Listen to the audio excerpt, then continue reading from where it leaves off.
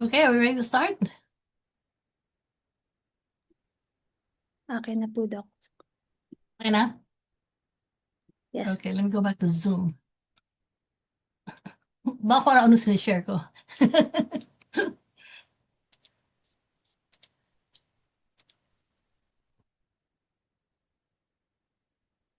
Okay, so we can start.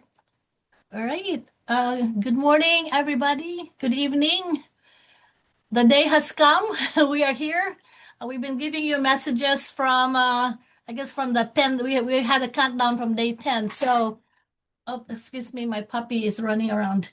But anyway, we have been giving you a countdown to build up the excitement to this day. And so we are finally here. Welcome to APAMS 2025, the virtual Research Expertise Cluster Online Symposium and Poster Competition. So we purposely had two parts for the program so that we can allow a lot of our members and even non-members to participate in this event.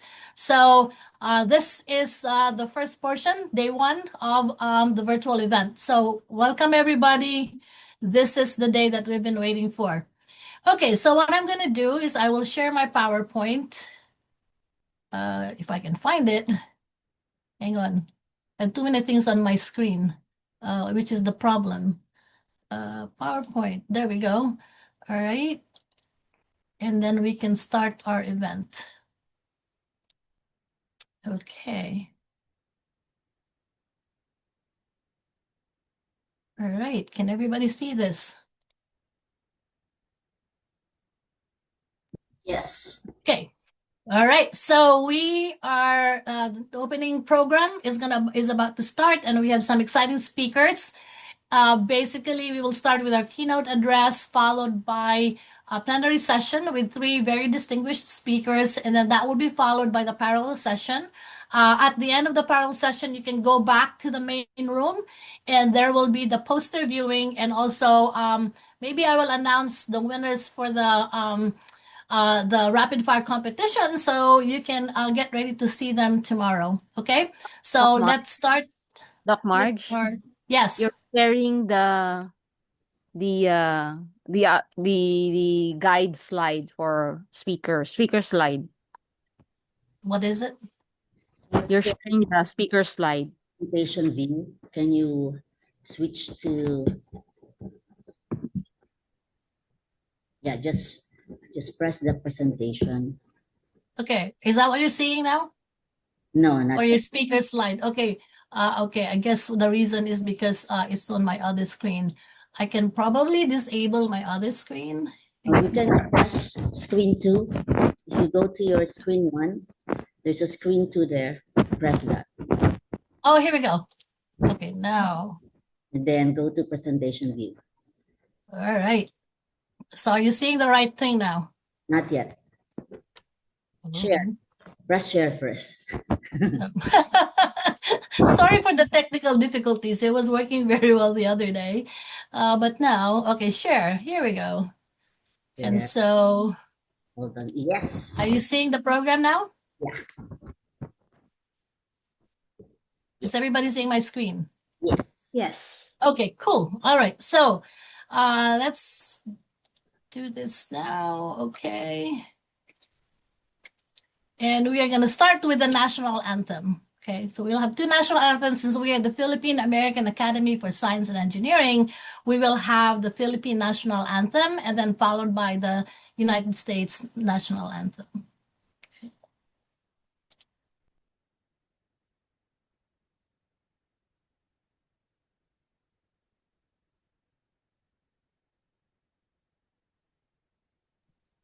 There's no sound. Marge, there's no sound.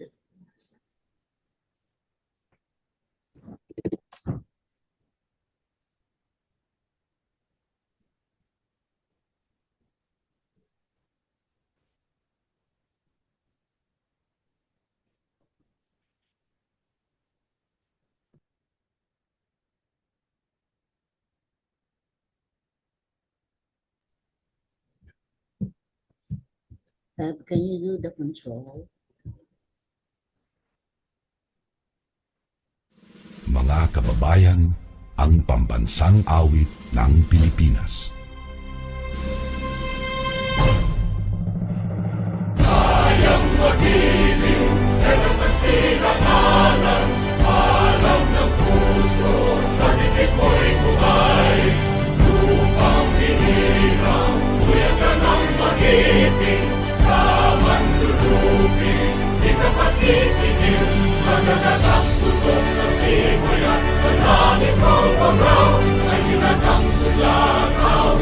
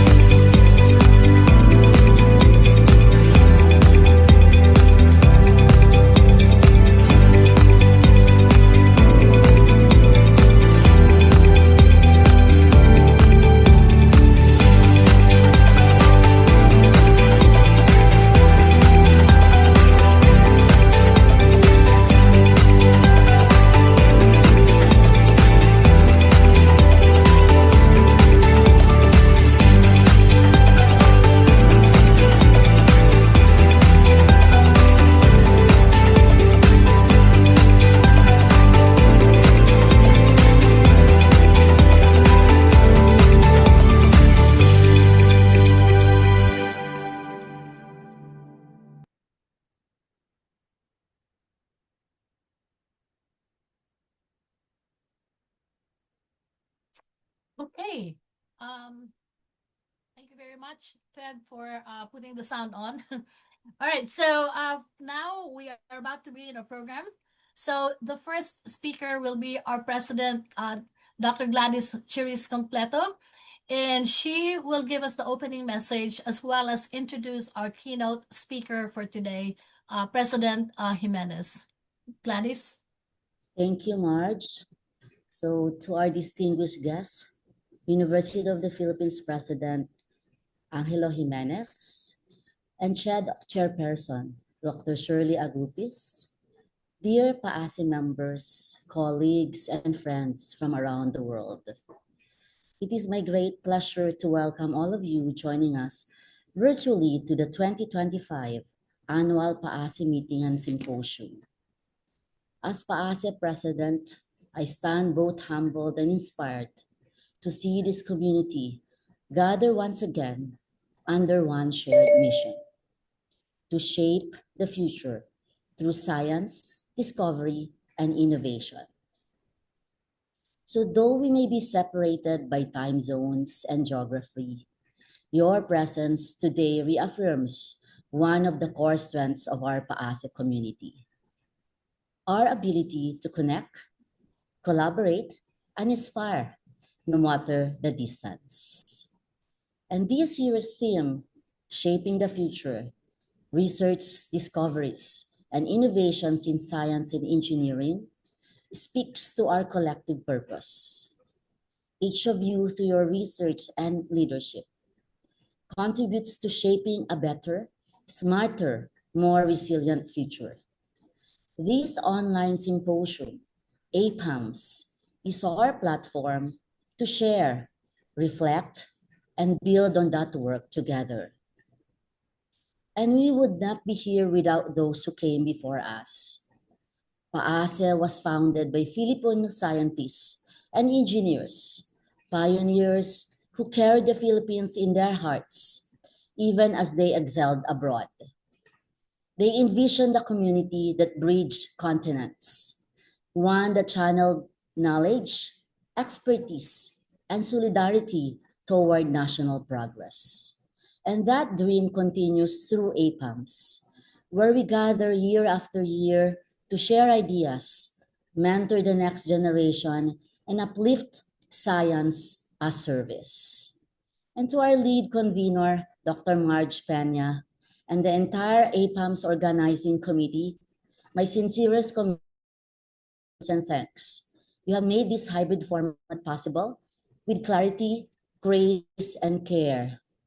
And to our online speakers, presenters, and moderators, we are deeply grateful for your commitment and preparation. We know the challenges and coordinating across schedules and devices, and we admire your dedication. And to our online attendees, thank you for showing up with curiosity, generosity, and the spirit of engagement. Your presence means more than you know. I encourage you to participate actively in the Q&As, to connect with fellow attendees, and in breakout rooms and chats, and to make the most of what this digital platform can offer. We should continue to foster connections between different countries, age groups, and academic fields as we shape the future of science and engineering. Welcome to the annual PAASE Meeting and Symposium 2025. May this be a space where your passion is reignited, your work is celebrated, and your commitment to shaping the future is renewed. Magandang umaga po sa inyong lahat.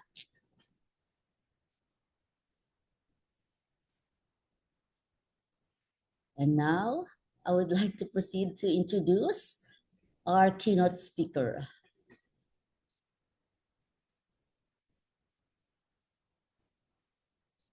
Okay.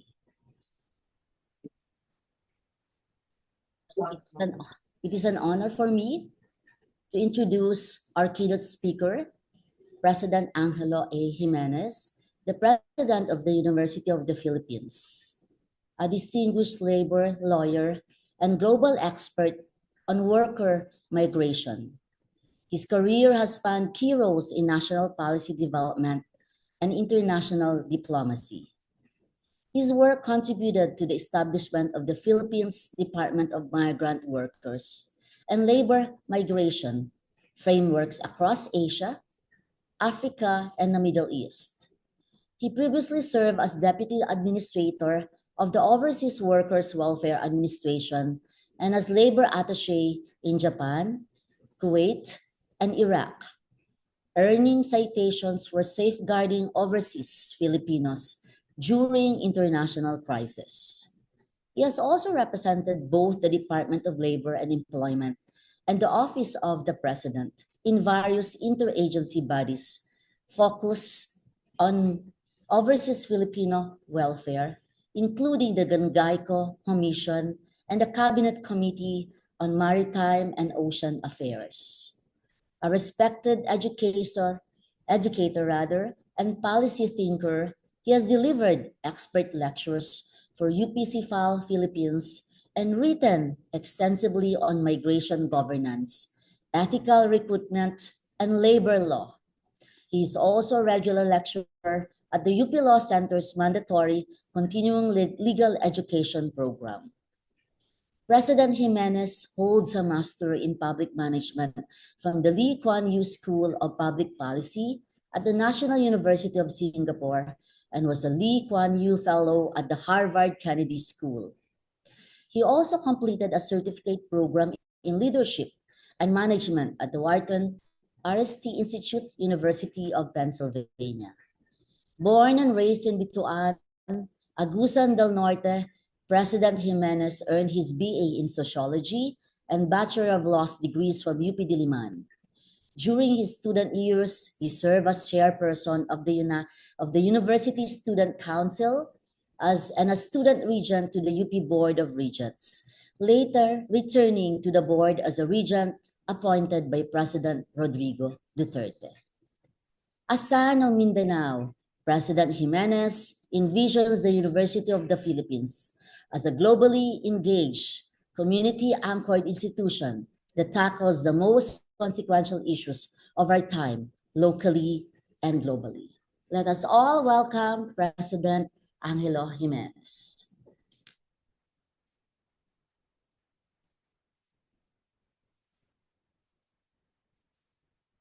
You're muted. Yeah. So thank you very much. Thank you very much for the kind introduction.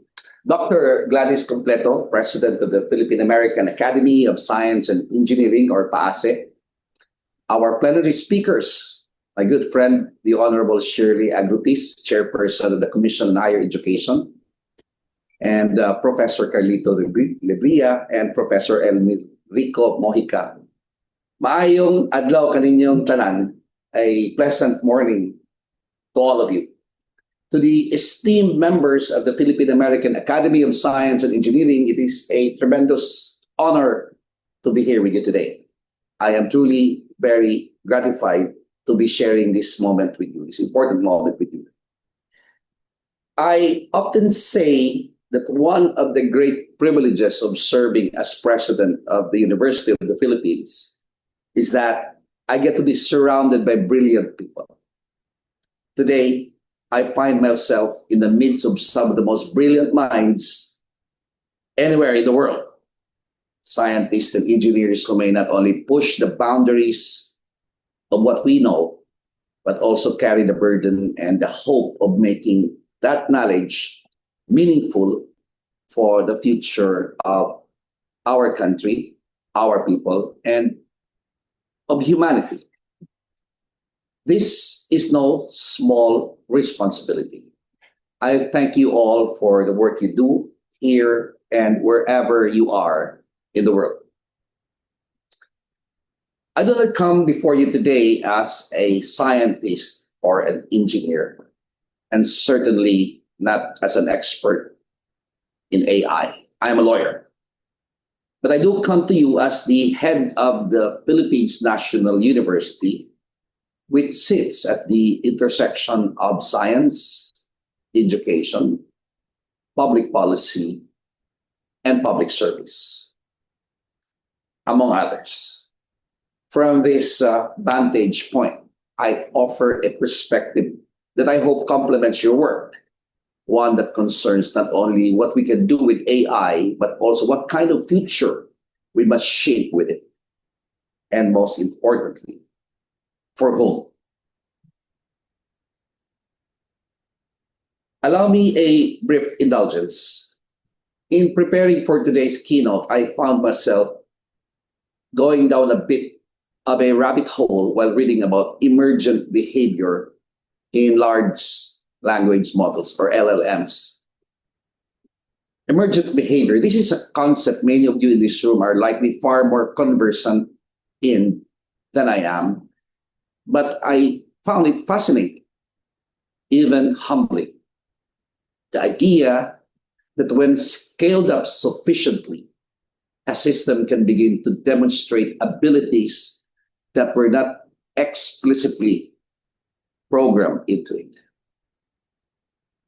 I remember pausing at that point and thinking, perhaps the same can be said for us, people.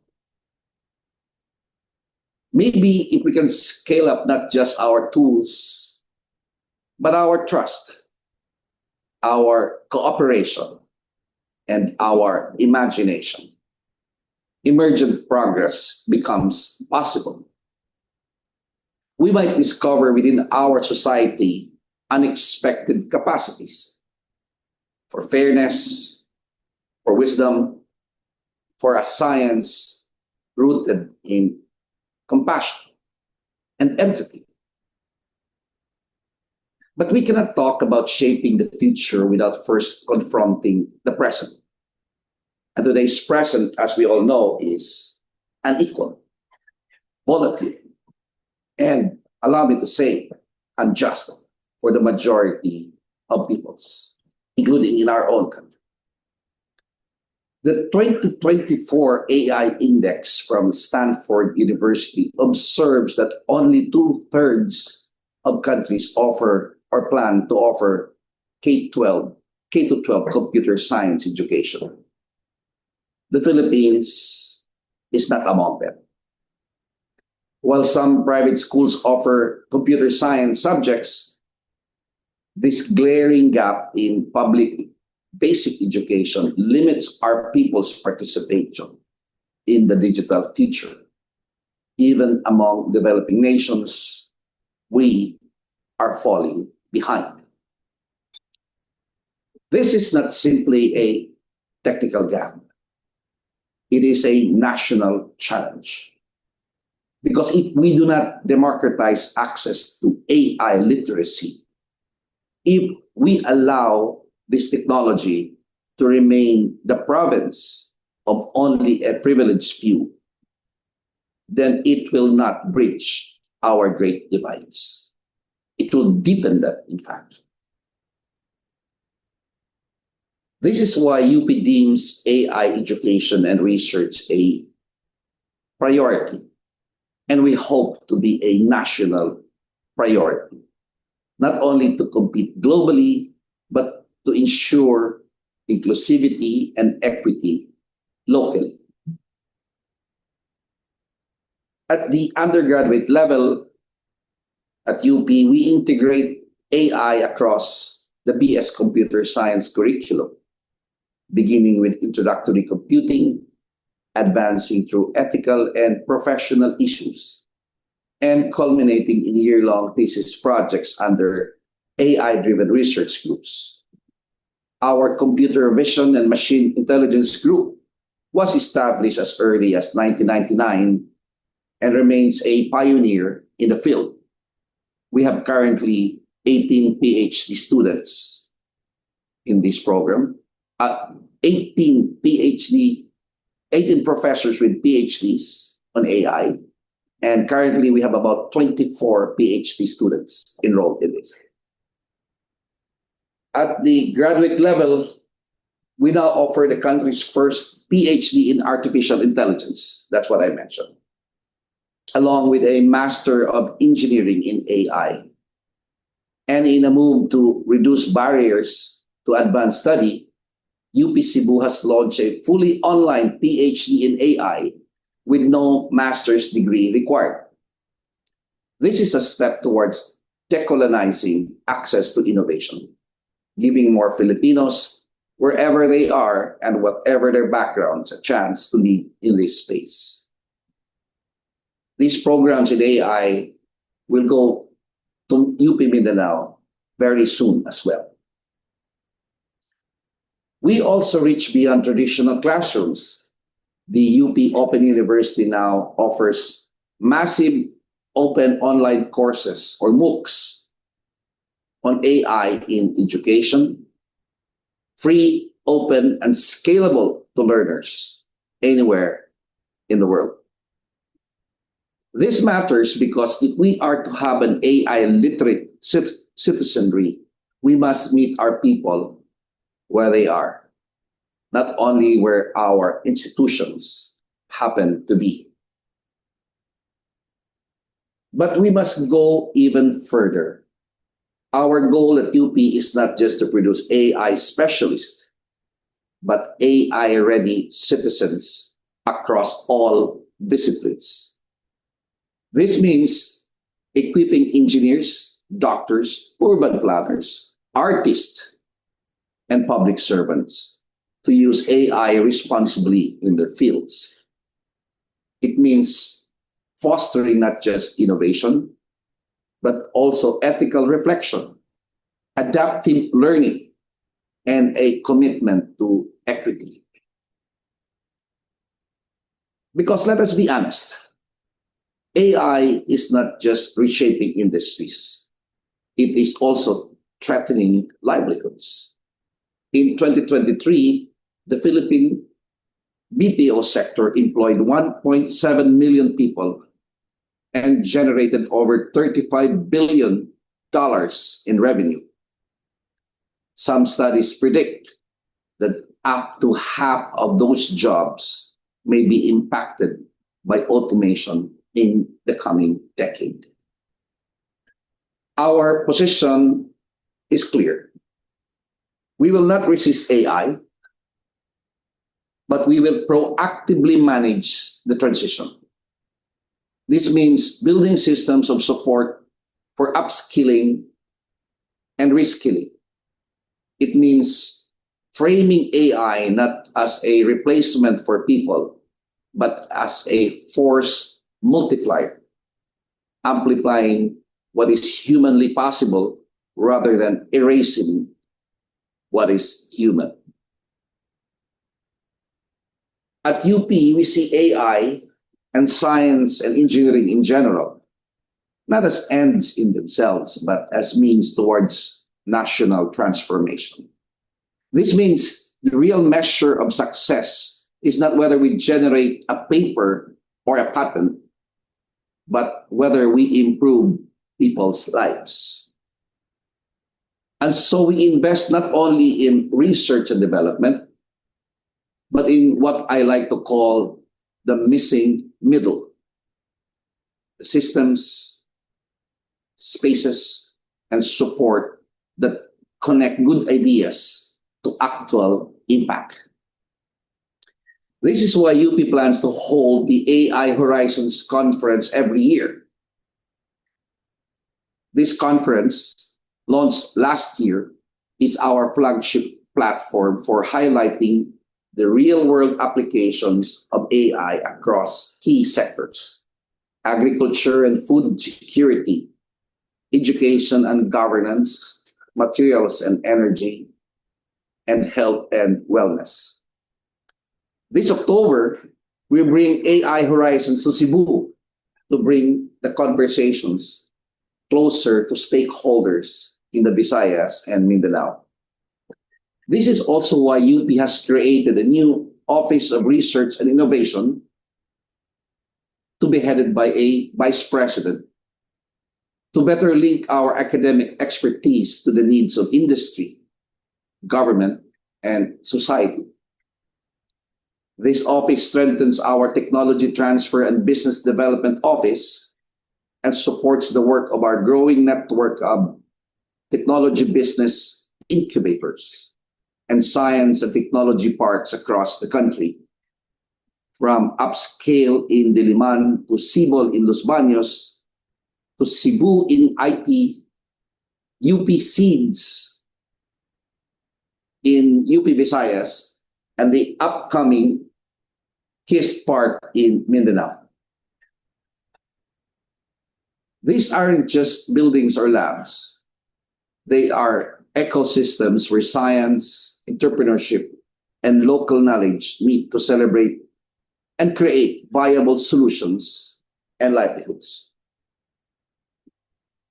Let me give you a few examples of projects where AI isn't just a tool, but a partner in development that we develop here in UP. In agriculture, we have the SARAI, or the smarter approaches to reinvigorate agriculture as an industry, which uses AI-powered decision support systems to help farmers manage crops more effectively, especially in the face of climate change.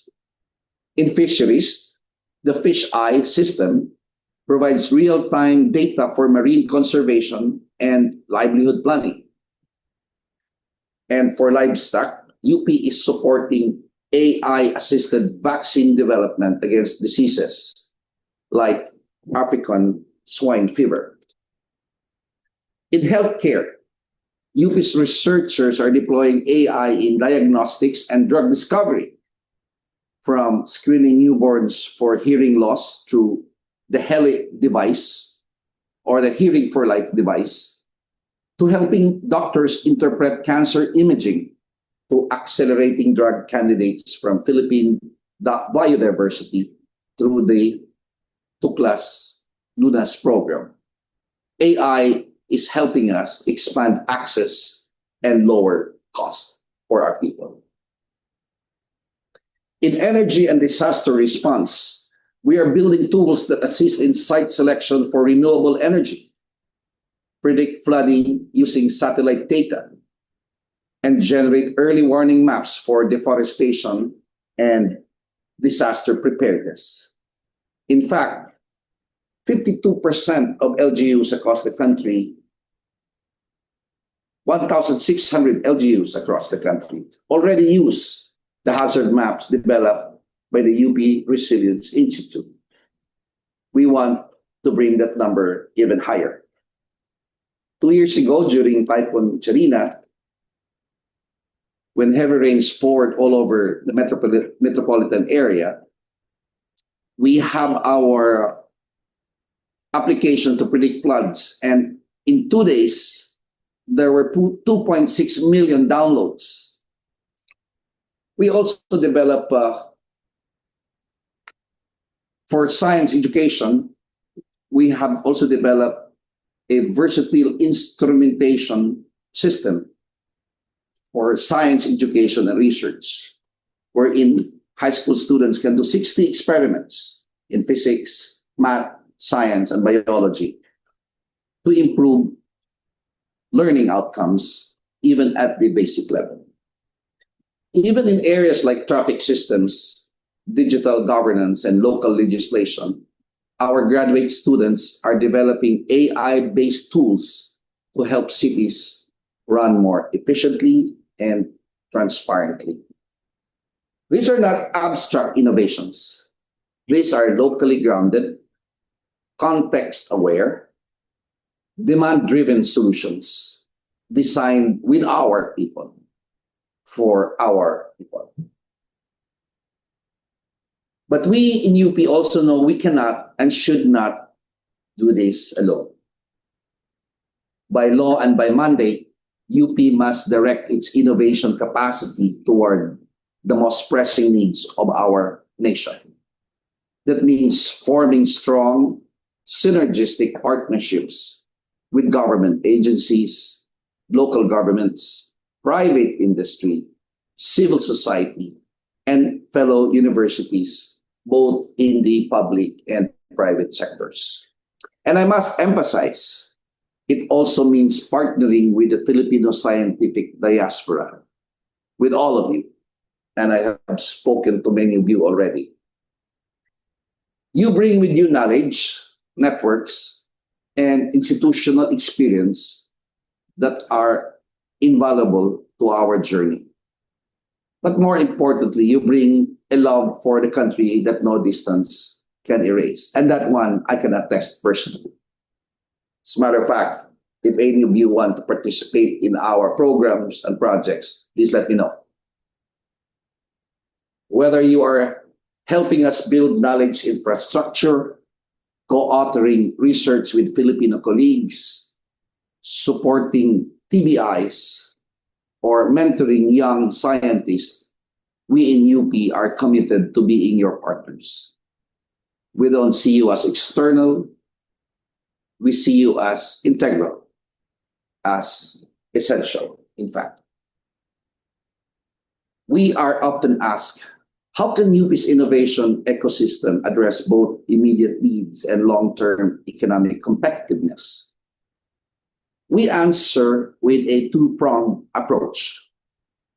First, we deploy tested and proven science-based tools to improve delivery of basic goods and services.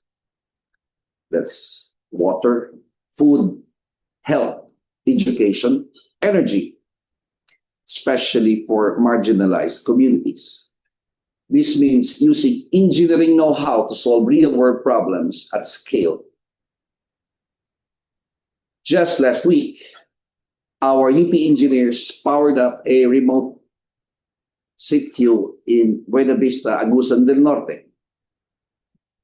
They did this to support the project of the Department of Education and the National Electrification Administration, and in this particular case, to power up schools that are off the grid. And one of the first impact was that pupils for the first time pleaded with their teachers not to be dismissed because they were enjoying the electricity and, of course, the computer connection, the digital connection they had for the first time in their school. Second, we pursue high-value opportunities, those unique to specific regions of the Philippines, by leveraging local resources, interdisciplinary expertise, and sustained engagement with medium and small-scale enterprises and local governments. From muscle glycogen production in Tacloban to coconut fiber cement composites in the Choir Plus project to AI for artisanal markets, we are finding ways to turn our natural and cultural capital into economic growth. Let me just mention a bit the glycogen production in Tacloban. Our scientists have found a way to extract glycogen from green mussels, tahong, even if it was hit by red tide. The artisanal fishermen are the poorest of the poor among fisher folks. And every time it hits the area around Tacloban and the region, it is said that we are set back in terms of economic losses that would amount to over 300 million. Today, we are able to find something very important that the farmers can still utilize, the fisher folks can still utilize, even if they are hit by a disastrous red tide. And always, our measure is not simply return on investment, but return on impact. Our long-term goal is to help build an AI and innovation ecosystem that is not only globally competitive, but deeply rooted in the Filipino context. We want to move beyond simply consuming global technologies. We want to become creators, developing unique AI solutions based on our local data, cultural nuances, and that is very important, linguistic diversity, and community needs. Imagine AI that understands regional dialects, agricultural rhythms, or barangay governance. Imagine tools that reflect who we are and what we value. This is how we contribute to the global AI landscape, not by copying what others do, but by showing what only Filipinos can uniquely see very clearly. Of course, none of this will matter nor last if we fail to root our progress in values. And this is critical in our consciousness in UP. AI is not just a code. It is culture. It is civilization, in fact. It encodes our priorities, our assumptions in life, even our blind spots. And so we must be very clear. The kind of AI we build reflects the kind of society we want or we aspire for. At UP, we are committed to what we call public interest AI. These are systems that are fair, transparent, accountable, and inclusive. Systems that don't just automate what already exists, but actually help us imagine better ways of being. These are now incorporated values in our framework for AI that was released 2 years ago. We take seriously the risk associated with AI, algorithmic biases, privacy breaches, the automation of inequality, in fact, and the erosion of trust that comes with it. We know that AI can deepen divides if left unchecked. We also know it can bridge them if guided by ethics, equity, and empathy. This is why UP is embedding interdisciplinary ethics in all our AI programs, bringing in scholars from philosophy, law, sociology, and the arts. Because we need not just technical intelligence, but moral imagination.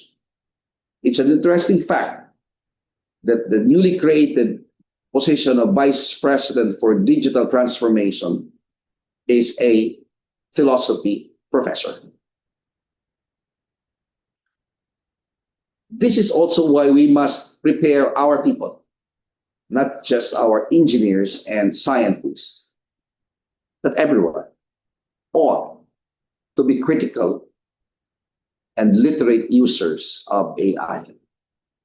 People who ask questions, who recognize bias, who demand accountability, and who know how to harness these tools without losing their humanity.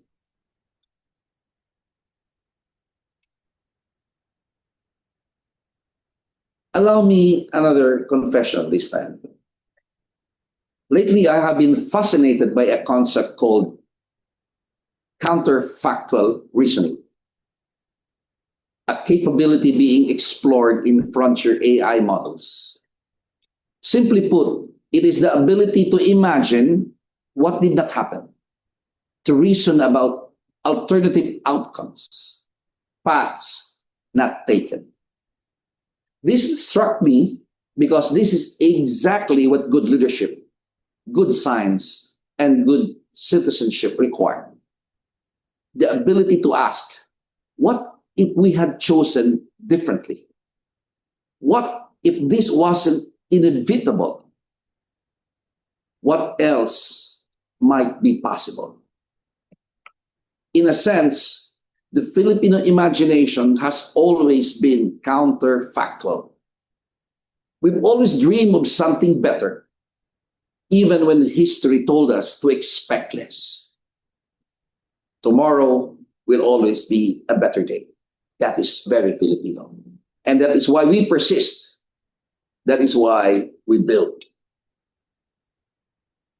So now I turn to you, not just as president of UP, but as a fellow Filipino. You, scientists, engineers, builders, mentors, and pioneers of BASE, have always carried a dual burden, to my mind. You represent the excellence of Filipino everywhere you go, but you also carry the longing to give back. I told you, I have talked to so many of you already, in so many places in the world, and I know this for a fact, that you want to find a way to return, if not in person, then in purpose and even impact. Let me say this plainly. The country needs you. Not just in times of disaster, not just for guest lectures or short-term consultancies, but as long-term co-creators of a better system, as leaders who help shape curricula, mentor students, advise on policy, build enterprises, and raise the next generation of Filipino innovators. We have top engineers and scientists based in the Bay Area and San Francisco actually mentoring remotely select students here in UP Diliman. It is possible because of technology now. We have virtual international professors even that we deployed during COVID. With technology, we no longer have to physically cross borders to matter. So at UP, we are ready. We are building the platforms, the partnerships, and the pipelines to make this easier and more impactful. Let us work together so that the bridge between local and global becomes a two-way street of ideas, investment, and inspiration. But let me tell you as well, we do not want handouts. We want hands joined in a common cause. The theme of this symposium is shaping the future. So let me end with a simple idea. We often talk about innovation as fast-moving, breaking things, disrupting the old.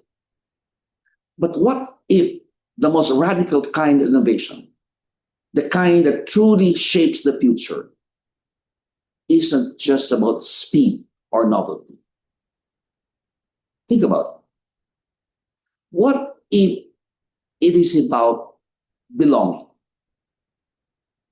What if it is about ensuring that no one is left behind? That the farmer, the fisher folk, the child in a remote barangay, the elderly with no smartphone, all are part of this future we are building. What if they all are?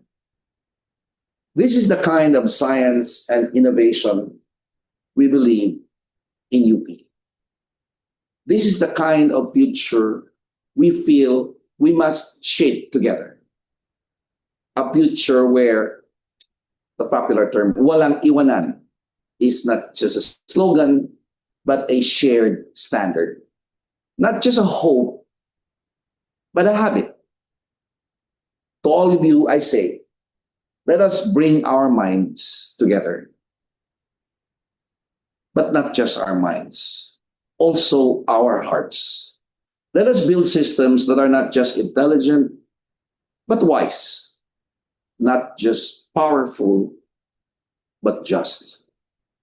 Not just Filipino-made, but Filipino in soul. And in so doing, let us show the world what only we can imagine, because we are Filipinos. Daghang salamat kaninyong tanan. Thank you very much. Mabuhay ang agham, teknolohiya at inobasyon sa ating bayan. Thank you.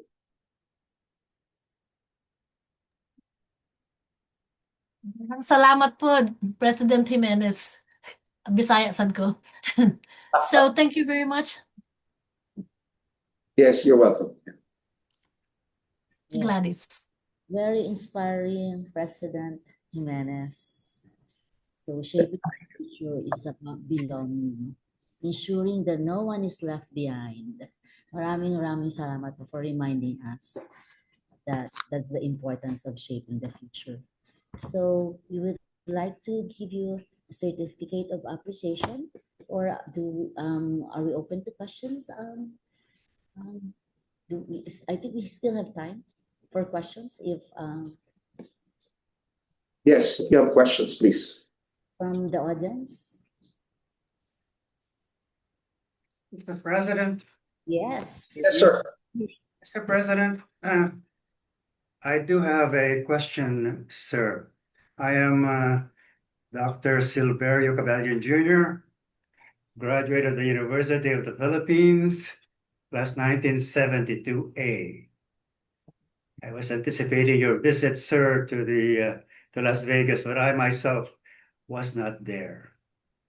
But let me just give you your keynote.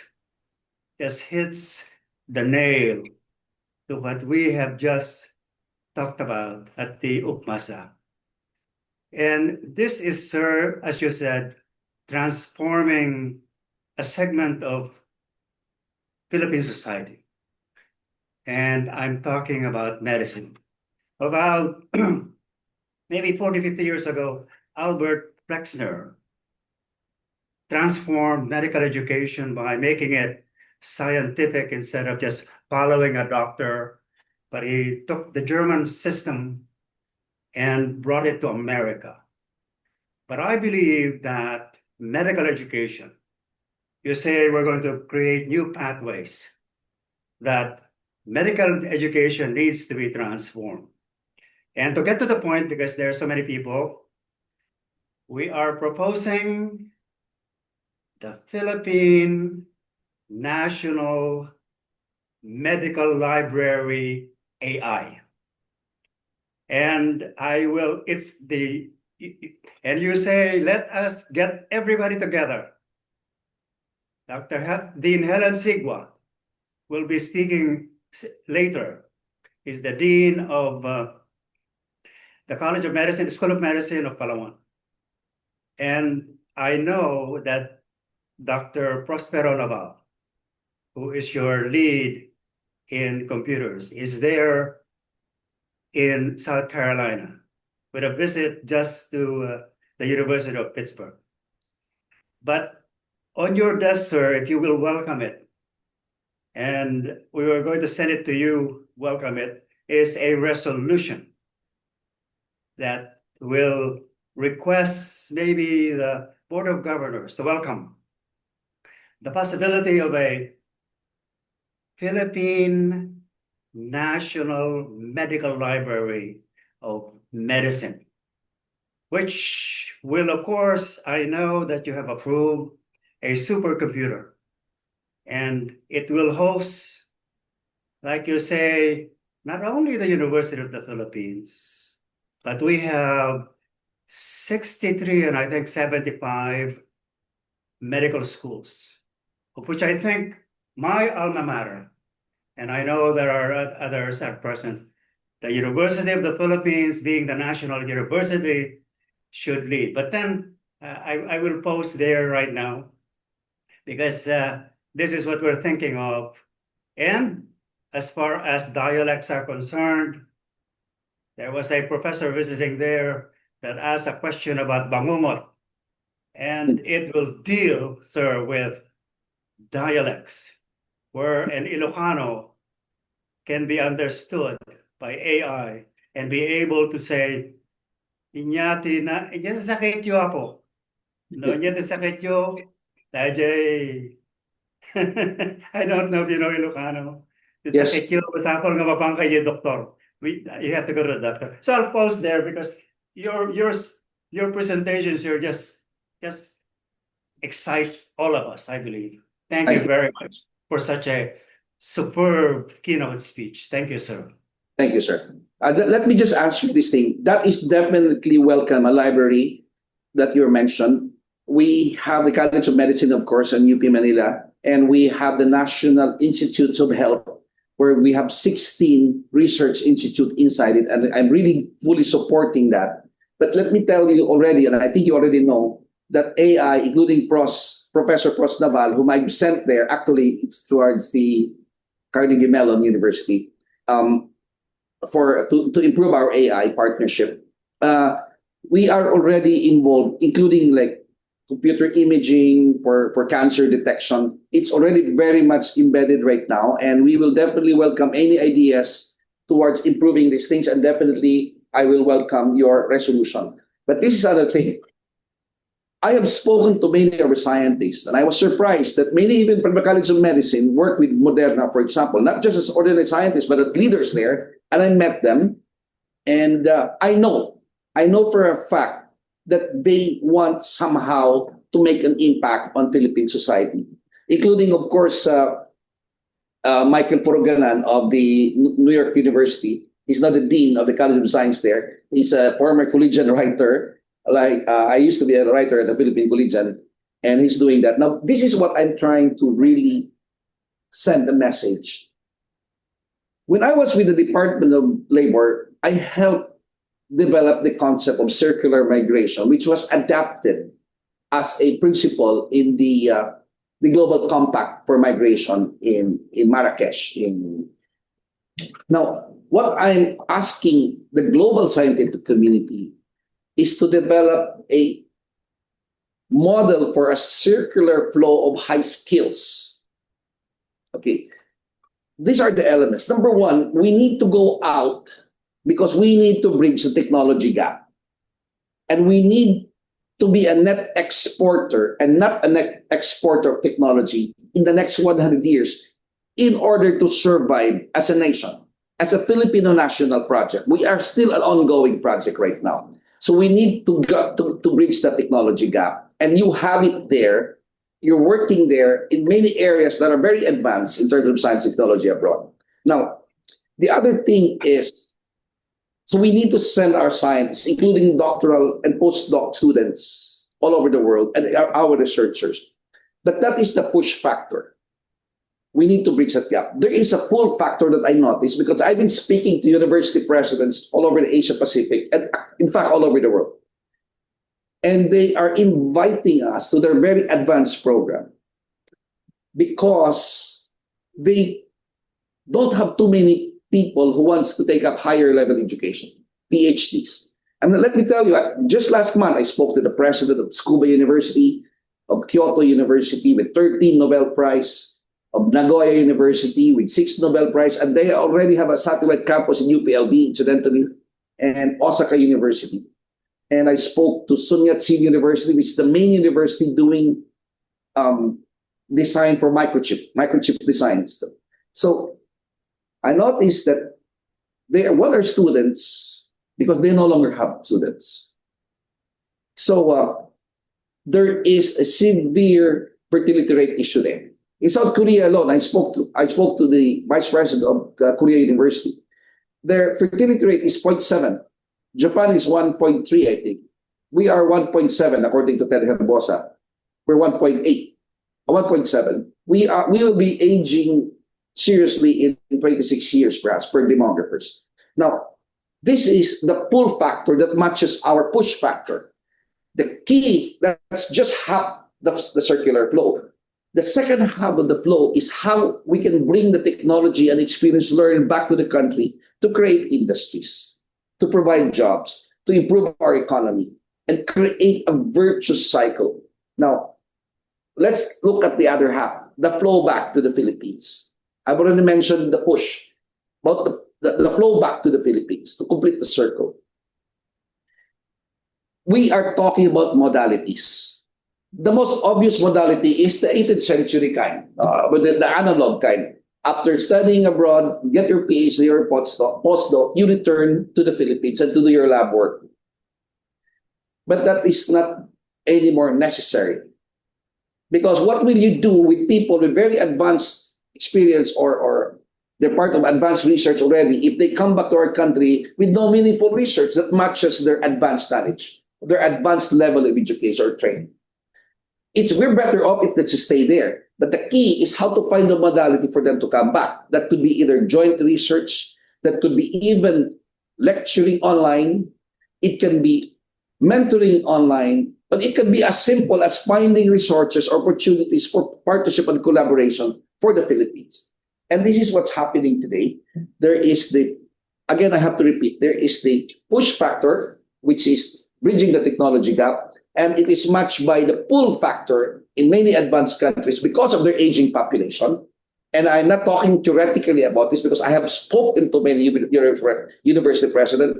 And finally, to complete the circle, how can they return? So we're talking about modalities. And this is what I found out. Every modality is unique to the scientists abroad.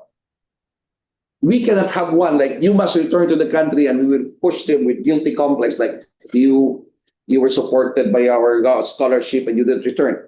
I think we have to remove that. As a matter of fact, let me tell you, in UP, I already prohibited the use of the reneging scholar.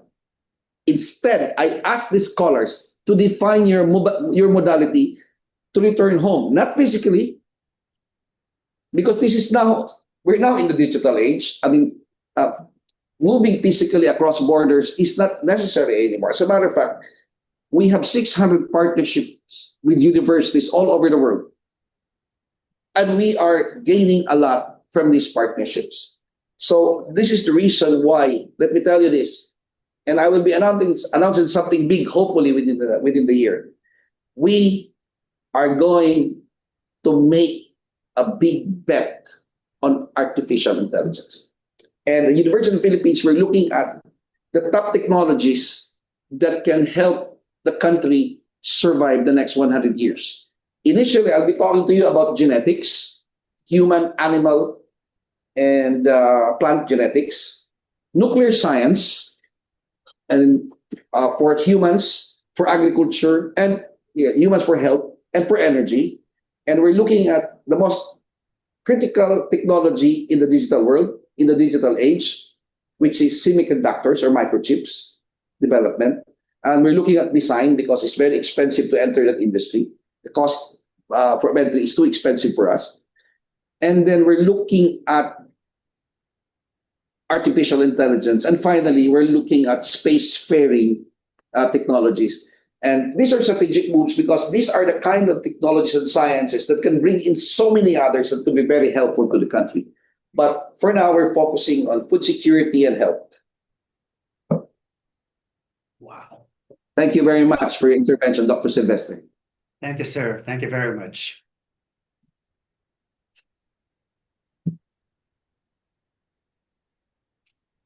Are there any other questions or comments from the audience?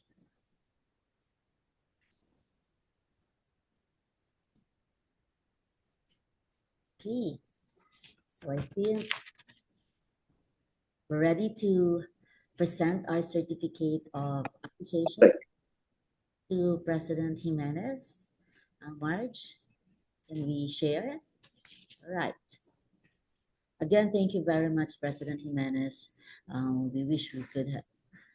Yes, you're definitely welcome. And thank you for having me this morning. Yes, and then I hope you can join us next time face to face. I would love to.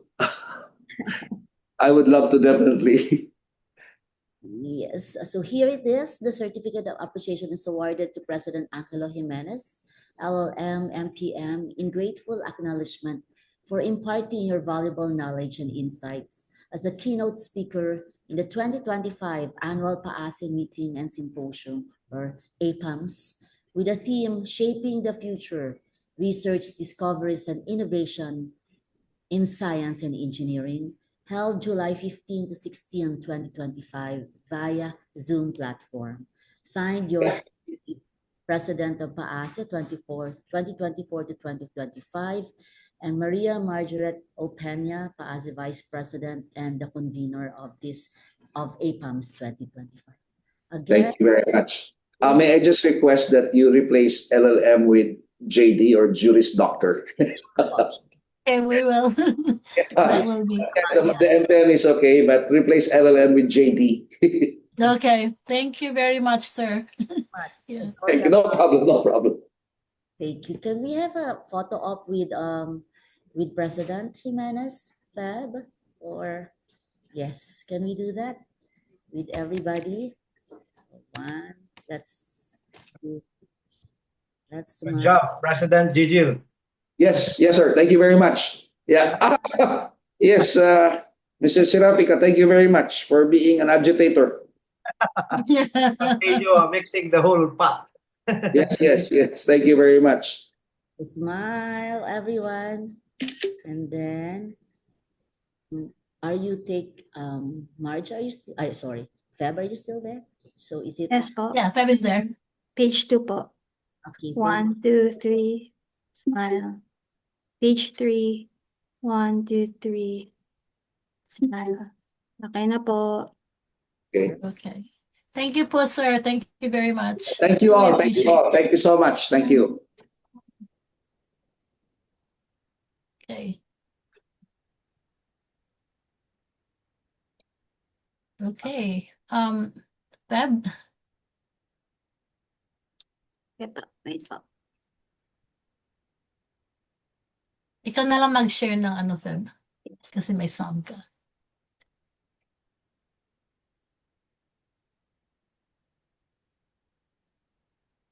Okay. All right. So thank you very much, everyone. And thank you very much to President Jimenez for giving us a very inspiring lecture and actually correlating his talk to the theme of our meeting, which is shaping the future through innovations and discoveries, and how we as scientists can contribute not just to making the discoveries, but also making everyone be a part of those discoveries. In fact, no one left behind is really a very noble application of everything that we do.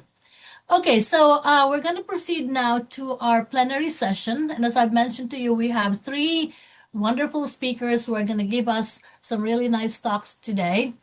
So the first speaker I'm going to introduce to you is Dr. Carlito Lebrilla. So Dr. Lebrilla is someone who doesn't need an introduction in the PAASE community because he is one of our leading scientists who makes us very proud to be Filipinos. And he has been participating in many of our activities. In fact, last year at APAMS, he was also a keynote speaker. So Dr. Lebrilla, or Carlito as we call him fondly, is a distinguished professor at the University of California, Davis in the Department of Chemistry and Biochemistry and Molecular Medicine in the School of Medicine. He received his BS from the University of California, Irvine, and PhD from the University of California, Berkeley. He was an Alexander von Humboldt Fellow and an NSF NATO Fellow at the Technical University in Berlin. He then returned to UC Irvine as a President's Fellow and has been at the university at UC Davis and has served as a chair of the chemistry department. His research is in analytical chemistry, focused on mass spectrometry with applications to clinical glycomics and biofunctional food. He has co-founded several startups in the area of bioactive food and disease biomarkers. He has over 500 peer-reviewed publications. His H-index is way above there, something to aspire for. Awarded the Field and Franklin Medal for outstanding contributions to mass spectrometry, MCP lectureship in glycobiology, and outstanding researcher and UCD Innovation Award. He currently serves as an editor on many high-impact journals on proteomics, glycobiology, and mass spectrometry, and is currently Vice President of Programs and President-elect of the American Society of Mass Spectrometry. So I can go on and on, but really we would like to hear what Carlito has to say to us today. And so without further ado, I would like to present to you Dr. Carlito Lebrilla. Thank you, Marge. Yes. So thank you again for the committee for selecting me, and I'm really happy to give this talk. It's too bad I can't be there in South Carolina, but actually I visited Charleston last year. You should to talk. go 2 hours more. Yeah. So today I'm going to talk to you about something that I haven't talked about for a while in PASE, and that is our work on the carbohydrate glycosylation and the surface of cells itself. Can everybody see my slide? Yes po. Okay. Let's see. All right. let me just hide some of these things. All right. So I'm going to talk about revealing the glycan code. So it's a major part of my research, but it's something that usually is not as well known as something like proteomics, even though it's a common post-translational modification of proteins. So over the years, we've been trying to understand the purpose of glycosylation, what it does to proteins, and more recently, we've thought about what do you do in protein-protein interactions. So I like to show this picture. So this is a picture of a cell. This is a stain of the surface with a carbohydrate stain. And you can see that the surface of the cell is really covered with glycans, and it's highly glycosylated. I always like to say it's like an M&M. It's covered with sugars. But on that sugar, or with that sugar, it's involved a lot in cell-cell interactions, host microbe interactions. So for example, commensal bacteria will interact with the cell membrane, and so will pathogenic bacteria. And so if we look at the cell membrane schematically, it looks sort of something like this. You have the lipid bilayer, but out of that sticks protein. In the protein, you have the polypeptide backbone, but on that, there are post-translational modifications of protein. And when it's linked to an asparagine, it's called an N-glycan. When it's linked to a serine or threonine, it's an O-glycan. You also have glycolipids, and then you have free-floating oligosaccharides called hyaluronic acid or glycosaminoglycan. So this matrix here is your cell surface, and it's really thick with glycans. And so what we've always wanted to know is what's the role of glycans. We know, like in cancer, for example, and we have many papers on this, we see that the glycosylation changes. A metastatic cell will have different glycosylation compared to a tumor cell, compared to a normal cell. And aging, we've looked at the human brain, looked at Alzheimer's patients, and we see that the glycosylation will change towards a very specific and somewhat defined arrangement. All right. So talking about AI, I often use ChatGPT actually to sort of just to do a preliminary literature search, just to get a general feel of the field. And then more specifically, then I look it up myself. And so I asked ChatGPT, what is the glycan code? And the answer was actually pretty good. It says the glycan code refers to the idea that complex carbohydrates on the cell surfaces carry biological information in a manner analogous to the genetic code in DNA or the histone code in chromatin biology. However, unlike those linear codes, the glycan code is nonlinear, context-dependent, and dynamic. So that's actually pretty good. I don't think I could put it better myself. But it shows you what the importance of the glycan code is, what it is. And so now I'm going to show you how we're trying to understand it. And so over the years, we've been trying to develop methods, for example, that will quantitatively profile the glycans with structural annotation. So the key to this was trying to figure out what the glycans are, what are they composed of, and what are their structure. We developed a method that can now identify the enzymatic pathways that then produce very specific structures. We can characterize compounds, or we can use compounds that inhibit glycosylation, so we can alter glycosylation. We can determine the cell function when the glycosylation is altered. And then what I'm going to talk to you most about is what happens to the protein-protein interactions when you start changing the glycosylation. So as I've said, glycosylation is one of the most common and most abundant form of post-translational modification. So in terms of how proteins function, glycosylation plays an important role in many protein. It's been estimated that 70% of all proteins are glycosylated, and in humans, in some tissues, certainly it's a lot higher than that. All right, so this is a method that we came up with. This is our method that's now locked in place, and this is how we characterize glycosylation on the cell membrane.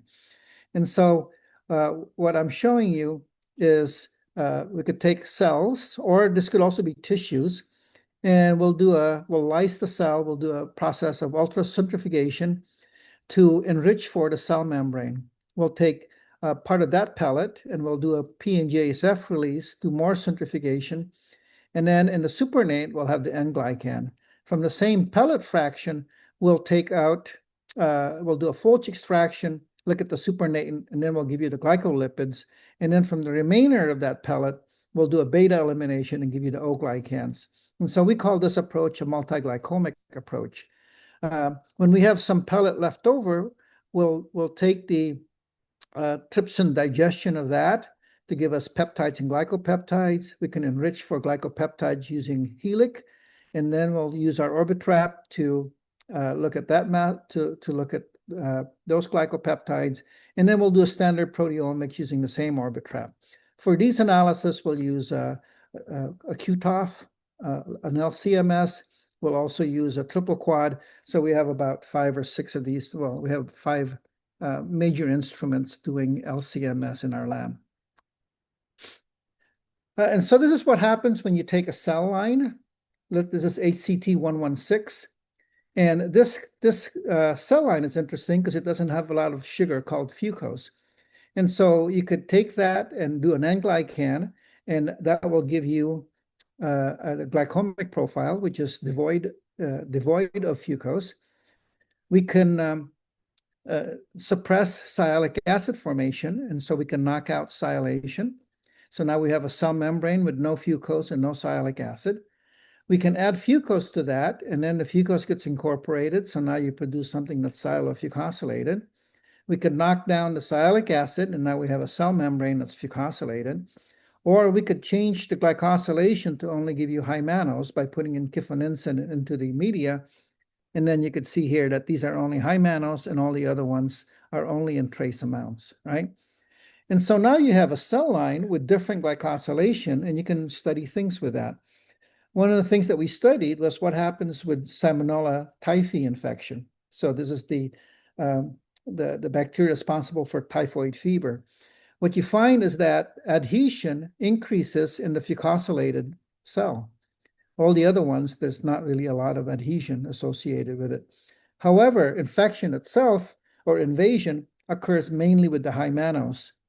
So what this tells us is that Salmonella probably binds to the fucosylated glycans on the cell membrane, but when it actually gets infected, so there are high mannose glycans that are nearby, that probably then brings it into the cell itself. So these are the kinds of studies that you can do. We've also studied, in this case, we've looked at the spike protein of COVID, and we found, for example, that binds to sialic acid, which is something that other people have found, but now we've seen this on the on our type of assay itself, and so we've been developing all these methods to look to alter glycosylation, to see what happens when they interact, when they don't interact, when we deplete certain types of residues. And so lectins is what's commonly used by biologists to figure out, labeled lectins to figure out what the glycans are on the cell surface. We developed a method called lectin footprinting, where we're able to put a probe on a lectin, attach it to the cell membrane, and then oxidize all the proteins near that probe. And so we could then figure out what the polypeptide backbone is, where the glycan of that lectin recognizes. We developed a method called antibody footprinting, where we could take an antibody, attach that to a cell membrane, and then on it, the antibody will have a probe, and on that probe, we can then oxidize the cell surface, and so we could tell you precisely what the target is. We have a sialic acid binding protein, or sialic acid probe, which will recognize sialic acid, will recognize fucose, and all of these is really to figure out what proteins are associated with this. And then more recently, we developed a method called glycan-protein cross-linking, first generation and the second generation. So since I don't have a lot of time, I'm going to talk about some of these not all of them, just to show you the sort of the breadth of methods that we have that can characterize the cell membrane. So let's start off with the sialic acid mediated protein-protein interactions. And so what we wanted to do was, what are the proteins that recognize sialic acid? And this is really important because a lot of cellular processes involve sialic acid on the surface. And so what we wanted to know was, what were the proteins on the surface that was interacting with the sialic acid in the surface, so that we can get an idea of how cell-cell interactions will work. Okay, so the way we did this was we created a glycan probe where we put an iron onto a sialic acid, and when that sialic acid interacts with the proteins nearby, we put in hydrogen peroxide, and that hydrogen peroxide causes formation of hydrogen or hydroxide radicals.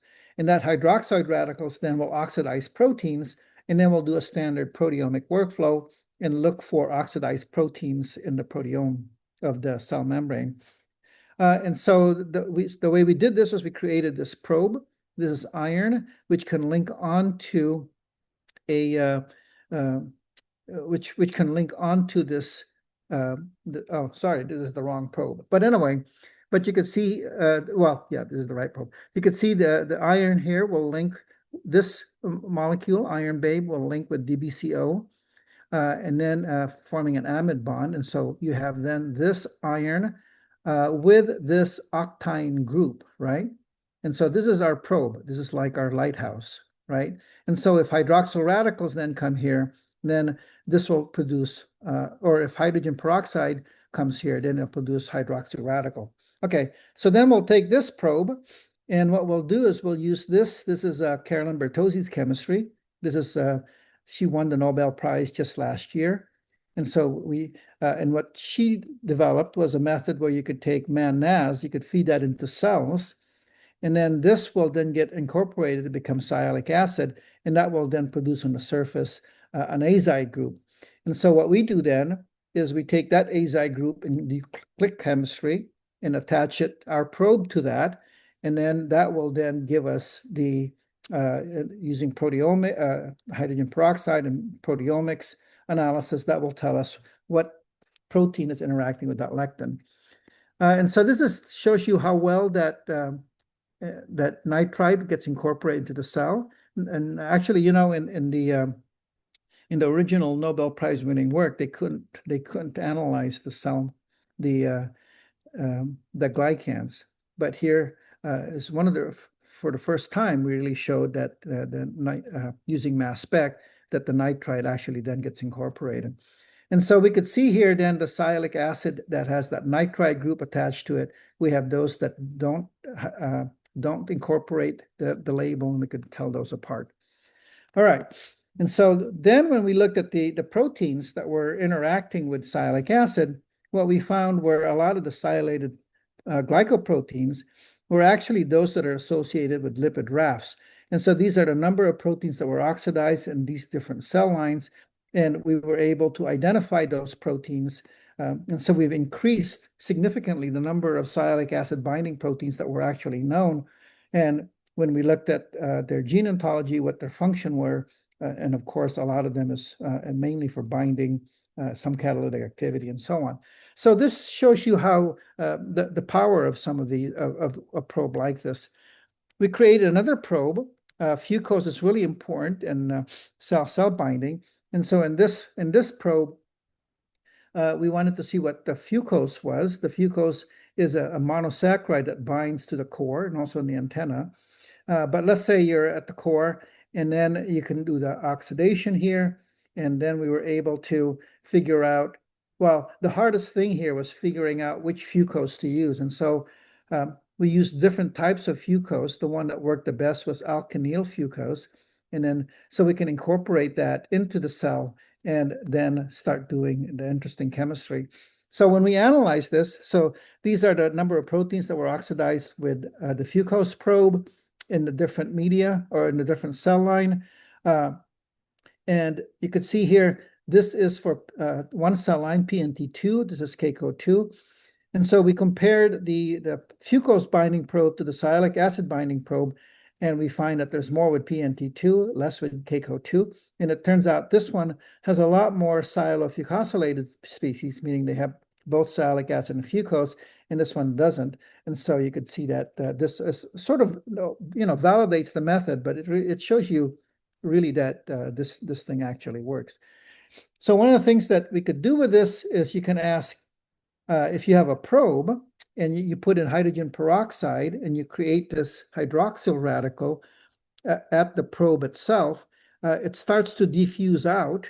And so you can actually start to tell what are the proteins that are interacting after the fucose binding protein itself. And so here is 5 minutes, 10 minutes, 15 minutes. This is hydrogen peroxide incubation time.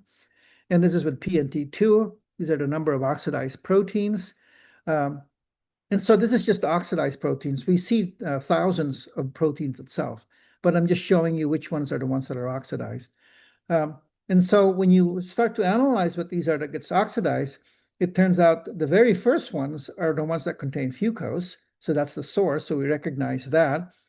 And then you start seeing proteins that are carbohydrate binding. And as you go out, it becomes more cell adhesion, cell signaling. So in other words, as you lengthen the time, what you're doing is, I could show you a little bit. So what you have is the core where the fucose is, the protein, and then you get the second interaction and then the third interaction shell. So you start seeing or getting an idea of what the macromolecular complexes are that are associated with this binding. So this is what it looks like. So in the first 5 minutes, these are mainly fucosylated proteins. And then these are starting to interact with other proteins around it. And as you get longer and longer in time, you start to see what happens. And so initially you get the source, you get then the next group are carbohydrate binding. And so that makes sense because these things will bind fucose. And then the next one is cell adhesion and then cell signaling. So you start to see in vivo or in situ what are the nature of these complexes and how the glycans are playing a role in that. And so this is what it looks like again. So you can just pick one. So this is a fucosylated protein, and indeed it gets oxidized. So after 10 minutes, we could determine what proteins are interacting with it. After 15 minutes, we see more proteins interacting with it. After 30 minutes, we could see even more, right? And so this gives you a spatial arrangement of which proteins are closer, which ones are further away, and so on. And then we confirm this using the string database. And so it turns out, so again, this is quite validates it. Okay, the last part of this I'm going to tell you about is, so now we know that changing the glycosylation changes the interactions, and then it also changes the pathways and the function that the protein is associated with. So the question we then ask is, how do you know which proteins are really interacting? And so what we developed is, so the way you do that now is with glycan arrays. And so you can see what proteins bind to these arrays. The problem, of course, is that this is not very flexible and it's not a pretty short tether. So it doesn't really fully represent the binding that goes on in the cell. The other thing that people do is they'll do a Western blot and then they'll do cross-link of these little bands and so on. And so what we wanted to do was look at glycan peptide interaction in situ. And so we developed really the first glycan peptide crosslinker. Most of the crosslinker up to date is really just peptide crosslinker and looking at the polypeptide backbone. But we wanted to know what glycan is actually interacting with what peptide and specifically, or which part of the protein specifically. So the way we did this is we fed a cell man-NAS, it's like before, that gets incorporated into the cytosol, and then it gets expressed on the cell membrane as a as a SINAS, so that the sialic acid with an azide group to it. And then let's say this sialic acid is interacting with certain parts of the protein, and usually there's more than one. So these interactions, so even though you may have one that's that your probe, these things, specifically when they're polysilated, will interact with the protein with more than one. And also if you have more than one site of glycosylation. So it's a pretty extensive interaction, as I'll show you in a moment. Okay, so this was our first generation linker. This is NHS cyclooctane. This will click with the azide. This will then attach to an amine, right? And so now you have this complex, if this is interacting, and this could be within, this protein here could be within the cell or with another cell, right? And so we'll take this, where we now have a covalent bond, we'll do a cell lysate, we'll do a tryptic digestion, and then we'll do an enrichment. And now, since we did a tryptic digestion, we'll have the glycopeptide, its cross-link with the amine of another peptide, right? And as you can imagine, the mass spec on this is sort of hairy, and interpreting that was even worse. So we looked for, there's several cross-linking software that people use. This is the one that works best for this. This is by Oleshnik. Sorry, in Nature Protocol. Let me drink some water. And so this is the one that we're very fortunate that actually worked for us. Okay, so now, so this is the again the reaction. But what we did initially was we wanted to validate this, and so what we took was a cow protein, bovine serum albumin, and then we attach our linker to that, and so that reacted with the amine, and then we added this to the cell, and so now all of the cross-link should have cell membrane protein with the glycan on it, and then the other part of that would be, the other side of that would be this bovine serum albumin. This is what the mass spec of something like that would look like, or the glycopeptides. This is the incorporation of the label like before. And just to show you that we actually did produce the sign as. And so with this, we confirmed indeed that we were creating a glycopeptide from the cell membrane and a peptide from BSA. And so this is just showing you actually all of the interactions that we've observed. So these are the ones without cross-link treatment. So we do a lot of controls with this, and this is with the cross-linker treatment. And so we saw about 230 something cross-link using this method. But anyway, so we went ahead and do that. I'm sorry. So this is actually from this is just the validation, but this is the actual experiment itself. Okay, so when we did that, what you get is something like this. So you have your source protein, so we can recognize, we can identify proteins that had glycans, and they were then touching and cross-linking with proteins that were receiving glycans. And so those are the target protein. So you can see the red protein is the source, and you can see that the arrow points to where the glycan is. So the other interesting thing that we found is that these proteins, even though they're glycoproteins sending out shoots of glycans, they themselves were targets of other glycans from other proteins. So you saw this sort of really interactive network. And what's sort of interesting here, and so what we did here was the size of the circle here is where you had a large number of interactions, and the smallest size means less interactions. But what you find is that there are certain nodes on a protein, and these are, it's almost like an electrical circuit. It's actually quite fascinating, and the results here still excite me to this day. So anyway, so this is work by Axe, Shi, and my group. And so you can create a network of outward protein, and you can create another network of inward protein. So these are proteins that shoot out glycans. These are proteins that are major interactions. They receive a lot of different glycans from different proteins, right? And so then we had this, and we could tell you exactly where the glycan is and where it's interacting with the peptide. And so we thought, well, since we know some of these structures are known from X-ray crystallography, however, some of the other structures are not, could we add compounds to the known complex based on where their glycan is interacting? And in fact, that's what we did here. So we took this protein here. These two were known. This one was known to interact, but no one quite knew where. And so we were able to figure out where that interaction was based on where the glycopeptide was and where the glycan was interacting with the polypeptide, right? All right, so that was generation one, and that gave us 300 unique proteins. And so we wanted to do better. And so one of the things that we realized was that when we were trying to capture these things, we were losing a lot of the glycan or the glycopeptide peptide couples themselves. And so we wanted to enrich it. So we created this is work by Kathy Chen in the group, who's now left and is working for Regeneron in the East Coast in Boston. So anyway, so this is our crosslink, remember? And this is our amine. So that part is the same. What we added instead was also a affinity purification tag. So this is just biotin. So we captured this with avidin beads. And so to release it, we either have a reductive cleavage, so we have this sulfur-sulfur bond, or a photocleavable cleavage.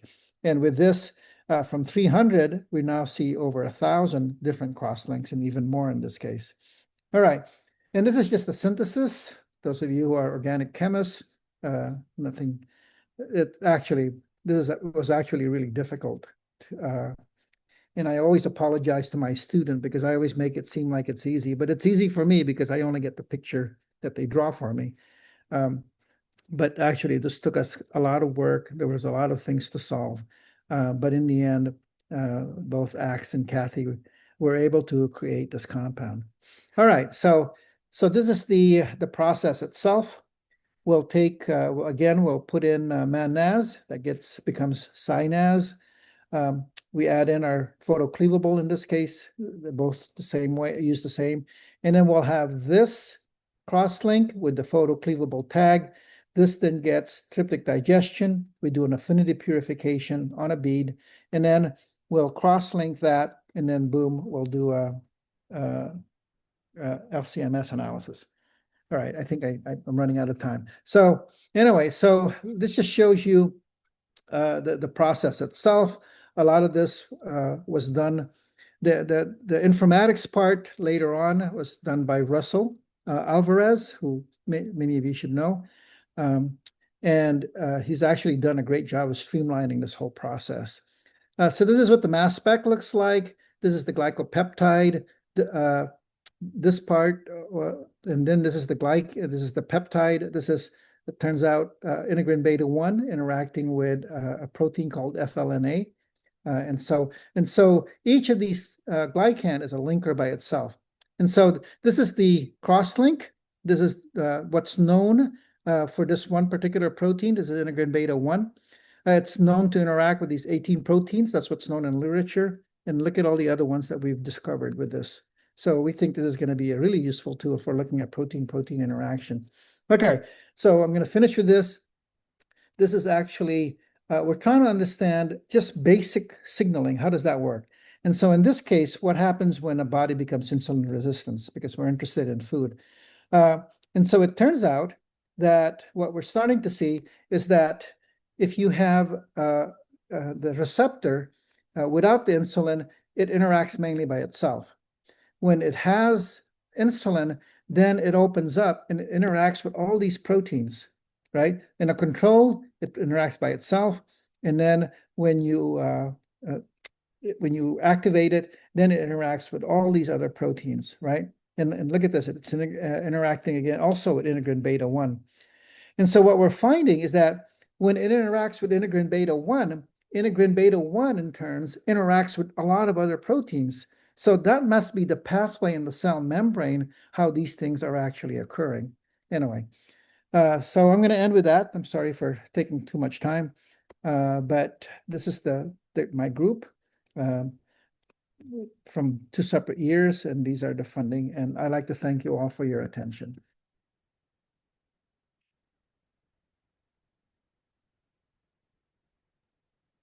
Thank you very much, Carlito. So what we'll do is we're going to have the next 2 talks, and then at the end of the 3 talks, we will open up for questions from the audience. So please hold your questions, and we will have time to do that. And so for our next talk, it will be from, we are very lucky to be able to have with us the the newly appointed chairperson of the Commission on Higher Education, or CHED.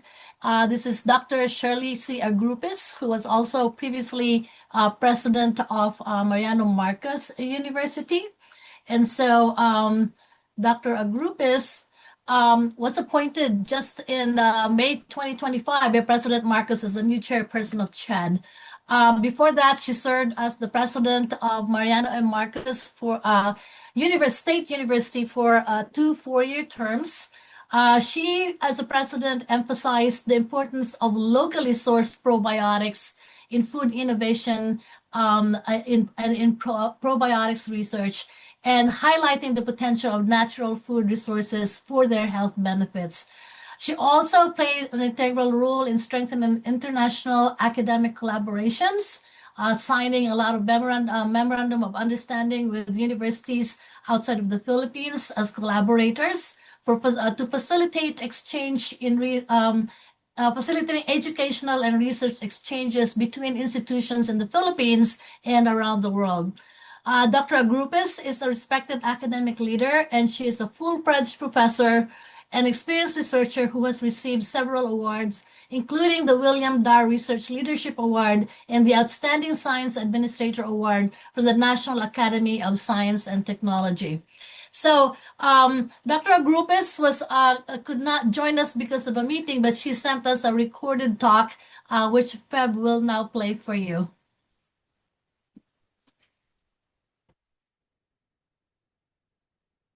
Marami pong salamat, mabuhay from the Commission on Higher Education of the Republic of the Philippines. Distinguished members of the Philippine-American Academy of Science and Engineering, esteemed Filipino and international scientists, researchers, partners, and friends, magandang araw po sa inyong lahat na imbag nga bigat yu amin. Good day, everyone. It is an honor to address you at the 9th Annual PAASE Meeting and Symposium. Although another equally important engagement here in the Philippines prevents me from joining you in person, I am with you in spirit and extend my warmest greetings and unwavering support to this vital gathering. With the theme, Shaping the Future, Research Discoveries and Innovations in Science and Engineering, APAMS 2025 underscores the powerful role of international scientific collaboration in solving humanity's most pressing challenges. Events like this remind us that knowledge knows no borders and that the future must be shaped collectively. Allow me to begin by sharing a personal story. When I began my academic journey at Mariano Marcos State University and then eventually serving as its president, I led several research and development projects like the bioethanol research initiatives that culminated in the establishment of the National Bioenergy Research and Innovation Center, and programs like Tuklas Lunas, where my team explored indigenous plant-based drug formulations, bridging traditional knowledge and modern science. This Tuklas Lunas program, which I led when I was still a faculty researcher, led to the trust and confidence of the Commission on Higher Education that gave us a break of a multi-million fund to lead the probiotics and food products development. Now we have established 2 modern laboratories in probiotics that includes testing of the functional foods and other components. Now, these experiences were more than just research projects. They were powerful lessons in the value of external partnerships, the critical need for targeted funding, and the indispensable role of institutional support. This indeed the foundational components for fostering true innovation. Now, as chairperson of the Commission on Higher Education, I remain committed to strengthening our higher education system through research and innovation. This commitment is not just a personal passion, it is a strategic priority deeply embedded in CHED's recalibrated strategic agenda, the Achieve Agenda. Now, they always kid me now because when I was a president for 7 years and 7 years and 2 months, my strategic agenda carries the acronym Achieve that focuses on the core function of higher education institutions. And now that I finished my term as president, I want to carry that zeal of commitment. So it's true enough that the concerns and problems that we have identified in the commission, it's really complementary to the 7 letters of Achieve. That's why I am now crafting an Achieve strategic agenda for CHED. In particular, we are focusing on the letter H of Achieve to represent the harmonized SDG-based higher education research and innovation agenda, which aligns research efforts with national development priorities and the sustainable development goals. In letter E of the Achieve, we call it the expanded and impact-driven internationalization strategies. We are broadening academic mobility and global cooperation because we believe innovation thrives in a diverse, interconnected world. This means more student and faculty exchanges, joint research projects, and collaborative degree programs with leading institutions worldwide. And C, in the Achieve, we define it as centralized human capital development plan is at the core of our efforts to ensure that higher education outcomes align with current and emerging labor market demands. This strategy reorients the goals of education towards career readiness by promoting industry-aligned competencies, based curricula, and strengthening linkages between higher education institution and the private sector. It also supports the development of upskilling and reskilling programs through lifelong learning, empowering graduates, professionals, and even the unemployed to adapt to shifting industry needs. To support this vision, CHED continues to invest in research and institutional capacity building through initiatives like the Research and Innovation Grant in Aid and targeted investment in laboratory modernization. We are creating an enabling environment where Philippine research can thrive. These efforts are not only aimed at producing high-quality academic outputs, but also at fostering innovation ecosystems that directly respond to national priorities and socio-economic goals. Let me share 3 key takeaways that I believe capture the essence of our shared mission. First, research must contribute to societal advancement. Our research is not just an ivory tower pursuit. It is a powerful tool for change. When aligned with SDGs, such as good health and well-being, the SDG 3, or affordable and clean energy, SDG 7, and climate action, SDG 13, our research must generate real-world impact and empower communities. This year, we proudly celebrate a historic milestone that exemplifies this commitment. 130 Philippine higher education institutions are now included in the Times Higher Education Impact Rankings 2025, a doubling from last year's 56. This include 8 local university and colleges, 60 state university and colleges, and 45 private higher education institutions. This achievement is not merely a number. It reflects our institutions' growing global recognition and their profound commitment to sustainable, community-driven research that directly addresses global challenges. It shows that our HEI, private or government, are not just centers of learning, but engines of positive societal change. Second, international and interdisciplinary collaboration is imperative. Innovation truly thrives when diverse disciplines and international perspective converge. The complex problems we face today, from global pandemics to climate change, cannot be solved by one nation or one field alone. They demand a symphony of minds, a convergence of expertise. So in line with our internationalization agenda, CHED continues to support efforts that connects Philippine higher education institutions with top global institutions. In fact, formal international academic partnerships have been increased dramatically from 1,601 in 2022 to 3,916 in 2025.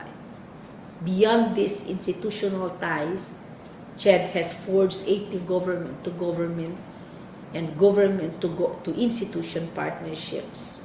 I've had the privilege to signing 3 of these myself. Such growth is the result of deliberate strategies to position the Philippines as a global hub for higher education and research. Third, strategic investment in research capacity and infrastructure is non-negotiable.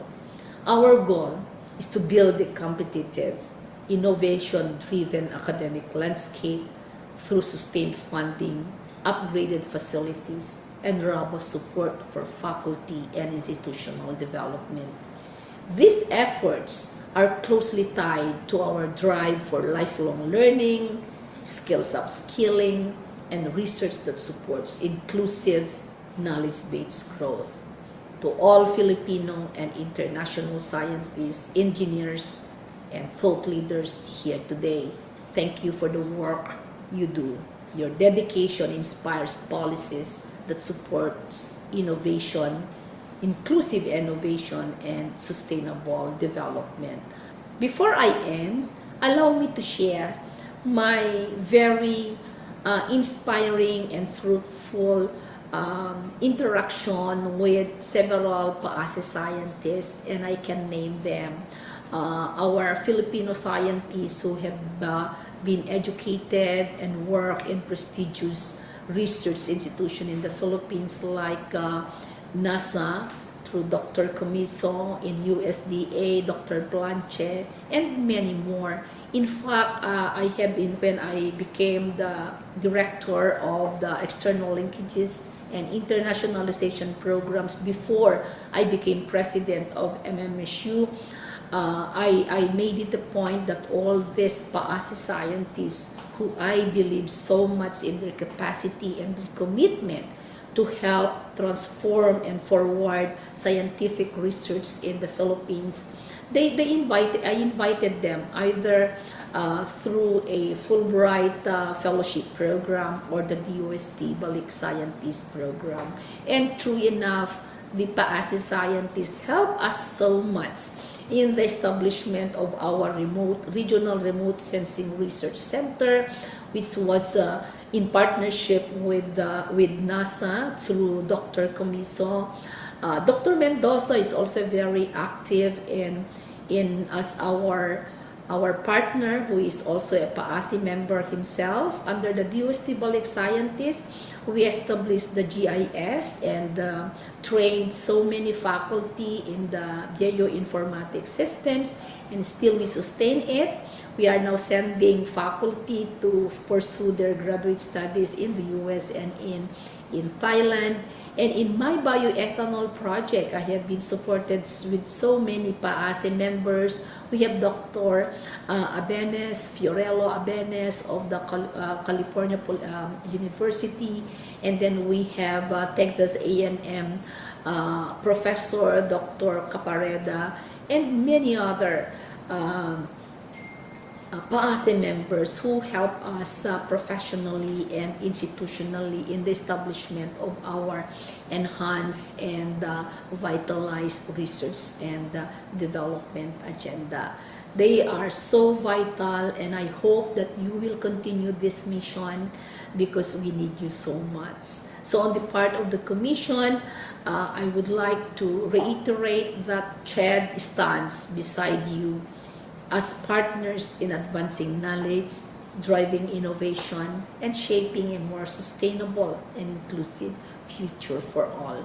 Although I regret not being able to join you in person, how I wish I meet again my idol scientist, member of PAASE.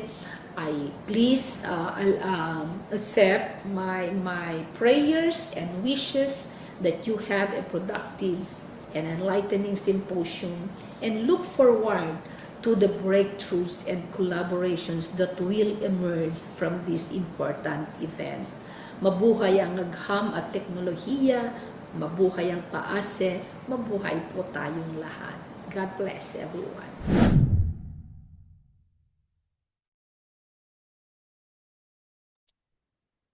Thank you very much to our chairperson, Dr. Shirley Agrupis, for that very inspiring talk. Actually, she did that talk in about 2 days because we just sent her the invitation. So we have gone now from this plenary session from talking about science and its impact on health, as Carlita talked about, and the role of CHED in shaping the future of higher education in the Philippines. So now we're going to switch to our next speaker, who will talk about the buzzword of the day, AI, or the month or the year. We've all been talking about AI. And so our next speaker is Dr. Elmer Mojica. He is a professor of analytical chemistry at Pace University in New York City, where he leads an active research group composed of undergraduate students majoring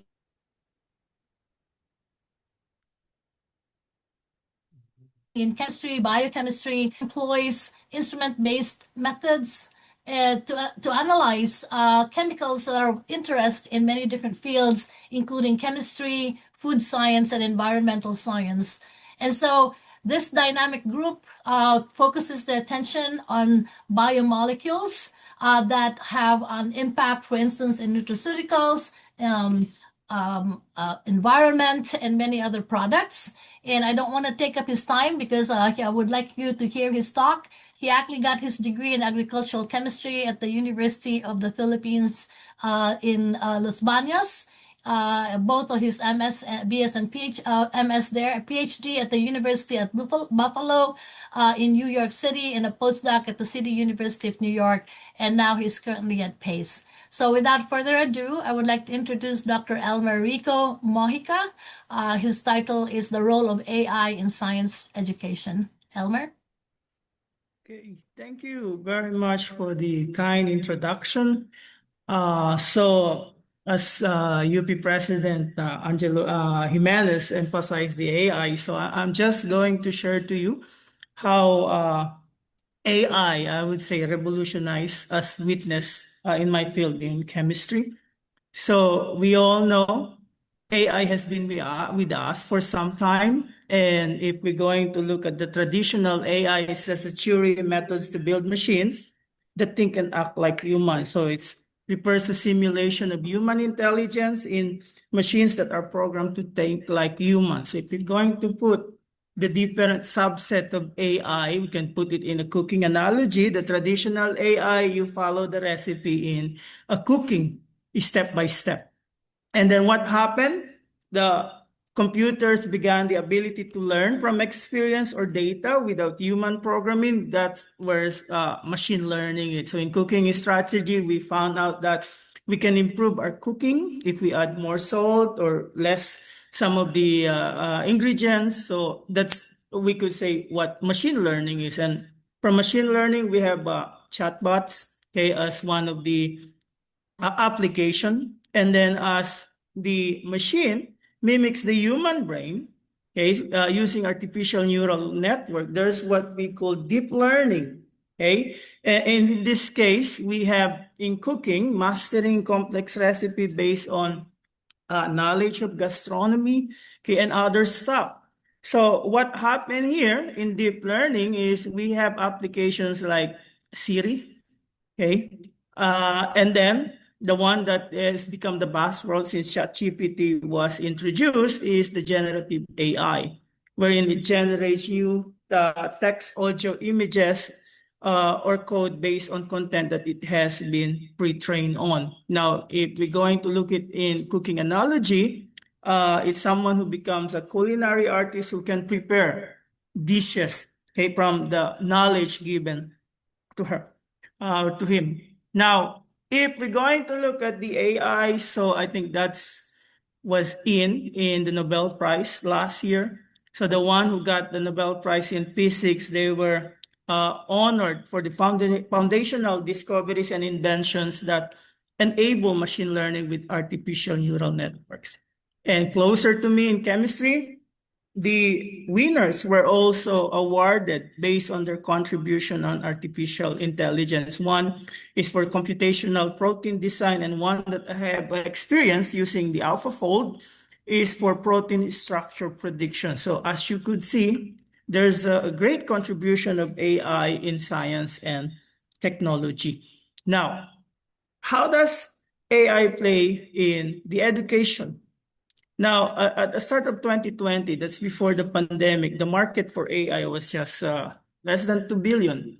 But with the advent of pandemic, okay, the global market insights predicted that it will be having an income of generating more than 20 billion, okay, of what we call money coming from AI tools. Now, if you're going to look, AI has been with us since time immemorial, and in most higher education, from admission to teaching to grading, AI is infiltrating higher education. So we have been using AI since before. We just don't know it is what we call AI. And to give you a few of these AI tools that we have been using before, so we can have learning and data analytics like Newton, Socrative, adaptive learning AI tools, Dreambox learning, Smart Sparrow. I will discuss some of them later on. And courses scheduling and lesson planning, Coursera for Campus, Class Solver. I think for the UP system, they have what we call SAIS. Okay. And then improve writing skills, Grammarly, Quill. And then school and facilities management, Basilio, School Dude, Brightly. Okay, so those are just examples, some of the LMS that was popularized during the pandemic. So you have Canvas, Moodle, okay, the Brightspace, Blackboard, and then educational gamification, Kahoot, Duolingo, and then safety and security, Raptor Technologies, Soter Technologies, and of course, everyone's tool in writing to detect plagiarism, we have the Turnitin. So in academic research, we also have Iris AI, Semantic Scholar, Finance at HWT, Prodigy Finance, and what my children has been using before, ABC Mouse, Osmos, and the one that were very in demand during the pandemic, Lobsters and Proxylabs. Okay, but I think the popularity of AI came in Bonifacio Day of 2021, if I'm not mistaken, when the ChatGPT was introduced by OpenAI. Now, I don't know if it's a good experience for me, but I have been at the right time and at the right moment when some AI tools was introduced. I was a grad student at University of Buffalo, when mastering in chemistry was introduced by Pearson. So this is an online requirement given to the students that they have to accomplish outside class R. Okay. And then other publishing company came up with their own suppling learning, the assisted learning and experience in knowledge and space, Cengage online web learning. So among these four, I think the one that I would like is the Alex, because it's more on machine learning.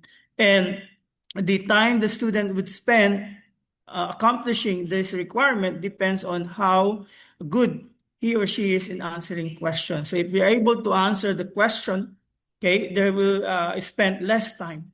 Now, during the pandemic, we have the so-called respondus lockdown. So when students take exam, okay, they cannot access other, we could say, browser, because the only browser that they can access is the exam that they are taking.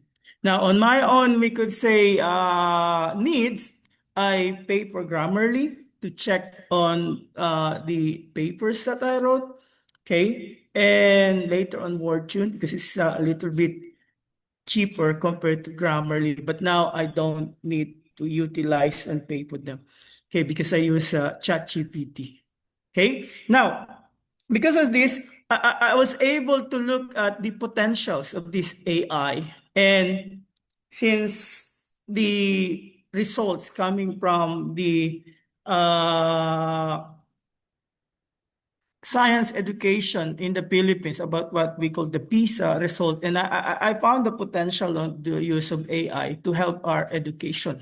Okay, I see that AI can give you differentiated and individualized learning. Usually, we have a one-size-fits-all approach, and using AI, we can tailor it for students' pace, content, and support the needs of the students.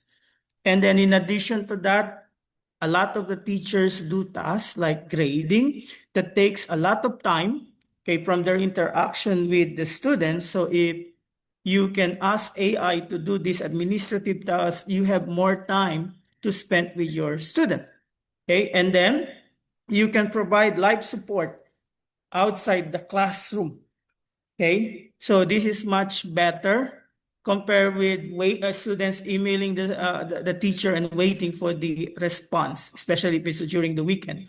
And the thing that I would like to emphasize here is the universal access for the students. So it can reach learners in remote areas, supporting them through with disabilities and bridging language gaps to translation tools. So it's not only a technology, but we could say it about more on personalized, efficient, and inclusive system.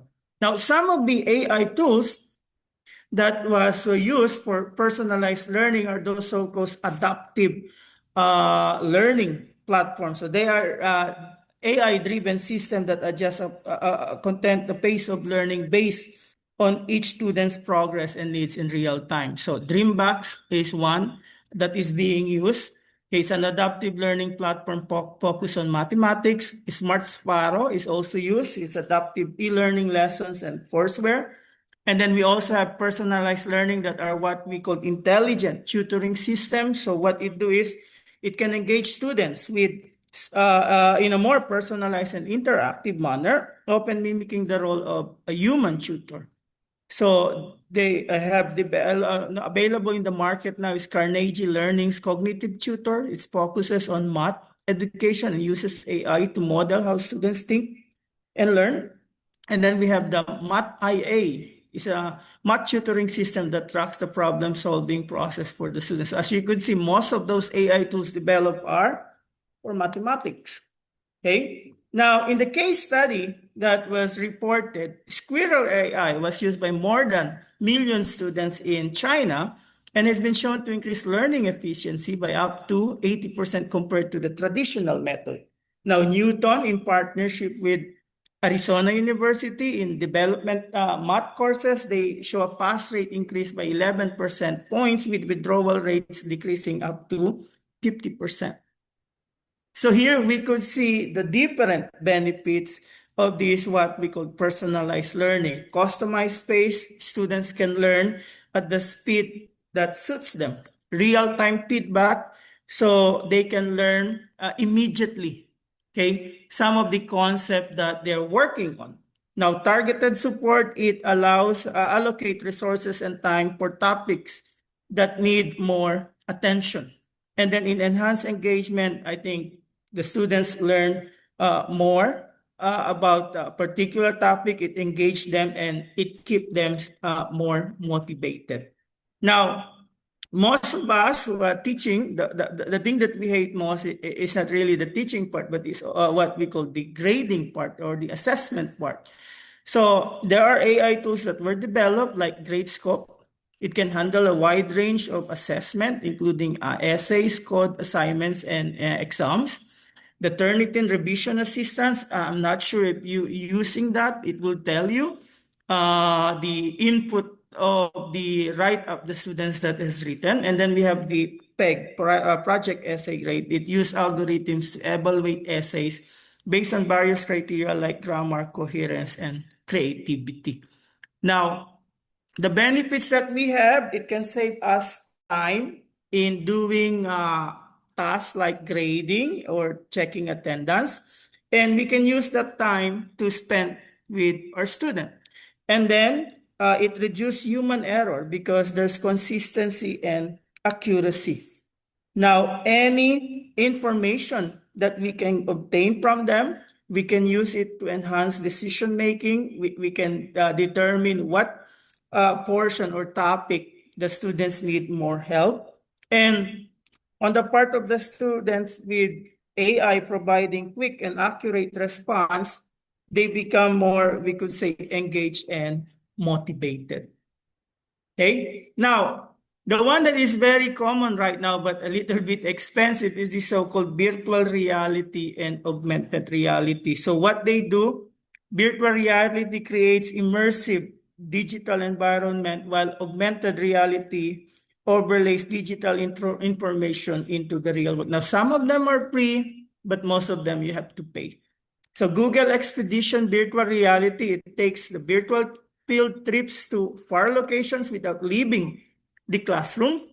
The C-Space AR and VR combines VR and AR to create hybrid learning experience. And then we have the Microsoft HoloLens. So this is an augmented reality being used in classroom to project 3D holograms that students can interact. And I heard from the World City College president, Patrick Wico, that they invest millions of dollars so they can have this augmented reality of the different human body system that they use for their medical students.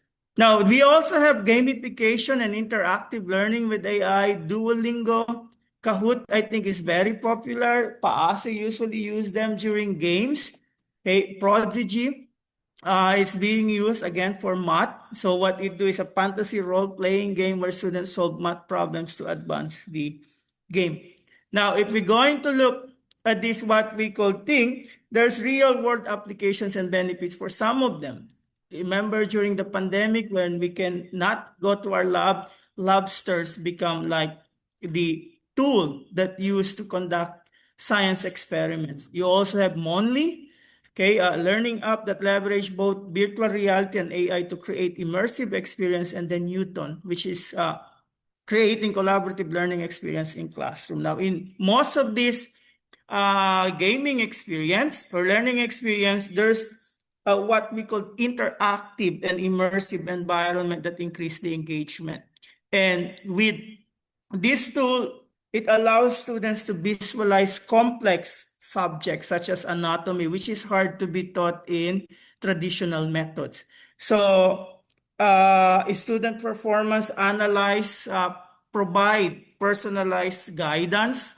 Okay, and the hands-on actually allows students to conduct experiments and apply their knowledge in safe, controlled environments. So all of them make education more accessible, allowing students to learn at their own pace from any location.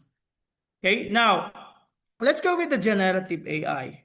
because I think the popularity of AI really increases during the time when ChatGPT was released. And I always say ChatGPT is the one that ruled them all. Okay. Now, you might say the use of ChatGPT is questionable, but UNESCO come up with guidelines on how to use ChatGPT in education or in teaching. So it lists the roles that it plays, the description that it will play, an example of the implementation.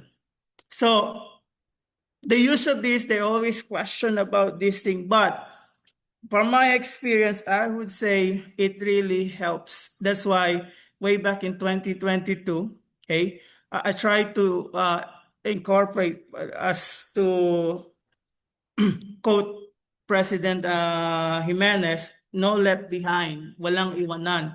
So most of the problems of our teacher is the load that we have. If we're going to look at the working hours of the teacher, only 49% of the time is direct interaction with students. Now with AI, we can allocate some of that time, okay, and put it in a more, we could say, student learning environment. I mean, we can use it to increase the student-teachers interaction, okay? And during that time, I started giving webinars on the use of AI in different institutions that want to give me the opportunity to share the knowledge that I have. And it was, we could say, the apex of that, what we call advocacy, was when academician Wendell Rivera and Alvin Colaba asked me to lead the Salin Lahi Guru ng Siyensya by NAST on the use of AI, and we held it in Western Visayas, Philippine Science High School in Western Visayas. So the feedback coming from the teacher was so great, because the idea that we have, we will train teachers who will train other teachers and so on. And I was so happy about the opportunity that I have to share this one, because I think if we want to advance or elevate our science education, the use of AI is, we could say, necessary. And in most of those webinars that I give, I always ask the teacher, what do you think AI could enhance the most in teaching? And most of them said content delivery. Okay, assessment is the next one, and personalization is the what we call third one. So when you say content delivery, is just asking AI to help you prepare the material for you teaching a certain concept. Assessment is you can ask it to develop questions that you can use for quizzes or exam.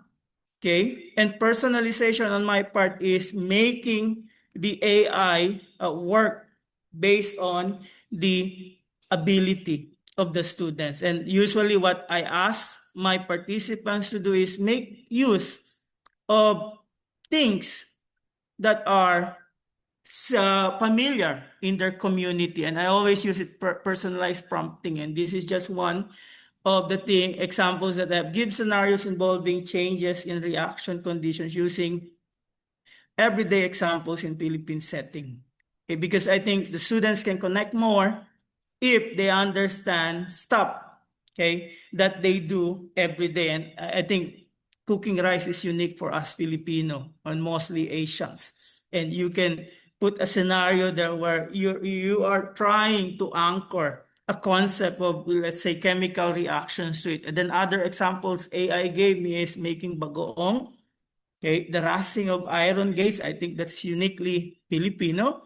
Okay, cooking sinigang and making pandesal. So that's just examples that I asked the AI, and I asked the teachers or participants one way of asking AI to help them teach a concept, okay, to their student. Okay, and I can also put there some ideas in the Philippine setting, or if you're in a particular region, you can also put it like that. And I think in this way, okay, it could be helpful to them. But the thing is, there are some implementation challenges that we have: learner readiness, and we could say digital divide. So we all know the problem in our country. Okay, So usually the digital divide, only the rich one has access to this technology. What happens to the poor one? Okay, and then we also have technical and infrastructural requirements. I remember one state university president, yes, AI is good, but what if we don't have the infrastructure? What if wala kaming internet? Okay, and then we have teacher training and support. So teachers play a critical role in the successful implementation of AI in the classroom, but they often lack necessary training and support. And one way we try to do it, as me on my part, is try to help them understand AI literacy, and then the scalability and cost consideration. So it might take government support if we want, okay, or what we call science education to be elevated, and then the cultural and linguistic barriers. So meron pa ring barriers about the use of this what we call AI. Okay, now there are always, we could say, ethical implications in the use of AI in education. One of them is what? Privacy concerns and data security. So AI system in education often rely on collecting and analyzing vast amounts of student data, and this include personal information, learning behaviors, and performance metrics. So protection of this data should be what we call given of utmost importance. And then bias and fairness in AI algorithms, it's always what we call seen. That's why the challenge that I gave to those in the Philippines who develop AI tools is make it particularly unique to Filipino students. And then ownership, authorship, co-authorship, and academic integrity. So it can assist in generating content. Okay, now the question is, who own those, we could say, outputs? Okay. Now, the way I always ask my participants on the role of the AI, I would just say use it as a tool. Okay? Use it as a tool that will help you do the heavy lifting instead of you. And the questions that they always ask, will it make teachers obsolete? So Angela Duckworth come up with this. I think this was just a month ago. In the age of AI, there's a paradox. Students need their teacher more, not less. Okay? Why? Because students need teachers to get them to do the hard things now that are good for them later. And the conclusions that I usually tell my participants is AI tools are tools that can help us enhance the teaching, learning, and research writing process. Because I always believe that if we teach today, as we taught yesterday, we rob our children of tomorrow. As one English educator, John Dewey, said. Now, we all know the study that comes out from MIT that if we rely on what we call chat GPT, there's no brain activity. But the way that we look at it is maybe we don't train our student using the chat GPT yet. We just use it after they have the basic knowledge, let's say in writing.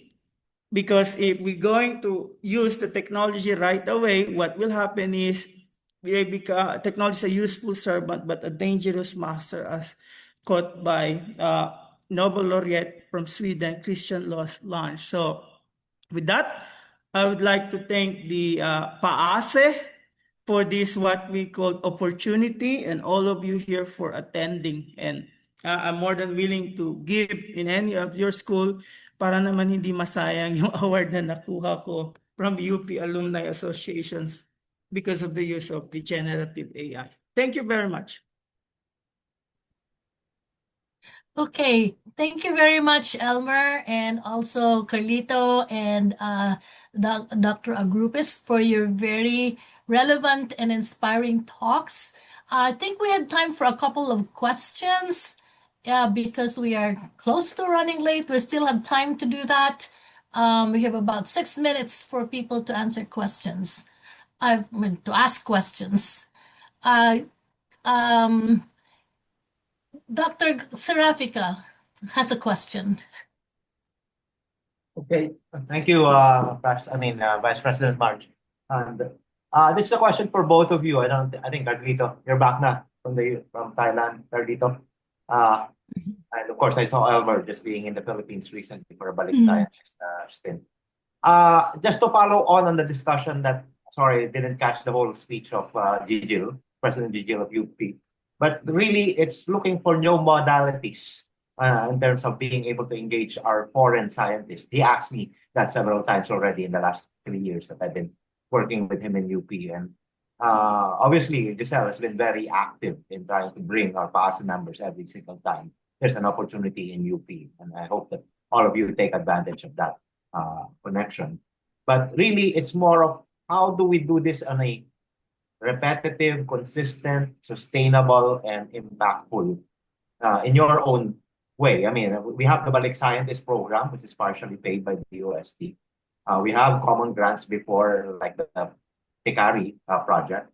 But with this new era of even AI being incorporated in such collaborations, how do you think we should, as PAASE, uh, um, multiply our modalities also of assisting the Philippines and allowing this digital scientific exchange to be not only enhanced but magnified, so that our scientists in the Philippines will be even more capacitated.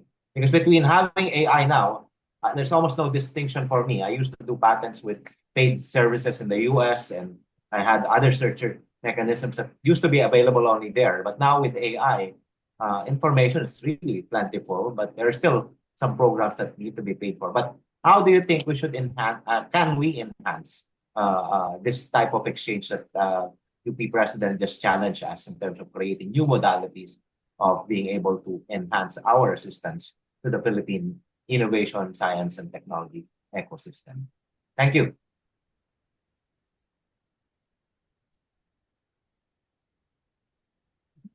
Who wants to take the question first? I'll always ask the hard questions. So, Al. well, I've collaborated a lot in the Philippines, and I also collaborate a lot with other countries. I have a strong collaboration with Taiwan. I have a very strong collaboration with Thailand, and I think Philippines is doing everything correctly in that regard. I think where it's lacking is the consistency in the funding of Filipino scientists. Seems like every administration refunds or changes funds or changes direction, and so there's very, except for the Balik Scientist program, and that goes that increases and decreases. It flows and decreases also. It's good to have consistency because then you can rely on that program for being there as you're telling people about it and as a mechanism. So I think in that regard, and you see what's happening here in the US. I think we've destroyed that consistency. And I really think it's going to destroy American science for a long, long time. And we just don't even know the effects of it yet. But I think the Philippines can take advantage of that and learn from that by really being consistent with the funding. Like if not just the flavor of the month. It's just compared to other countries and what I'm seeing in Korea also, it's just funding Philippine science consistently, I think, is really where it's all at.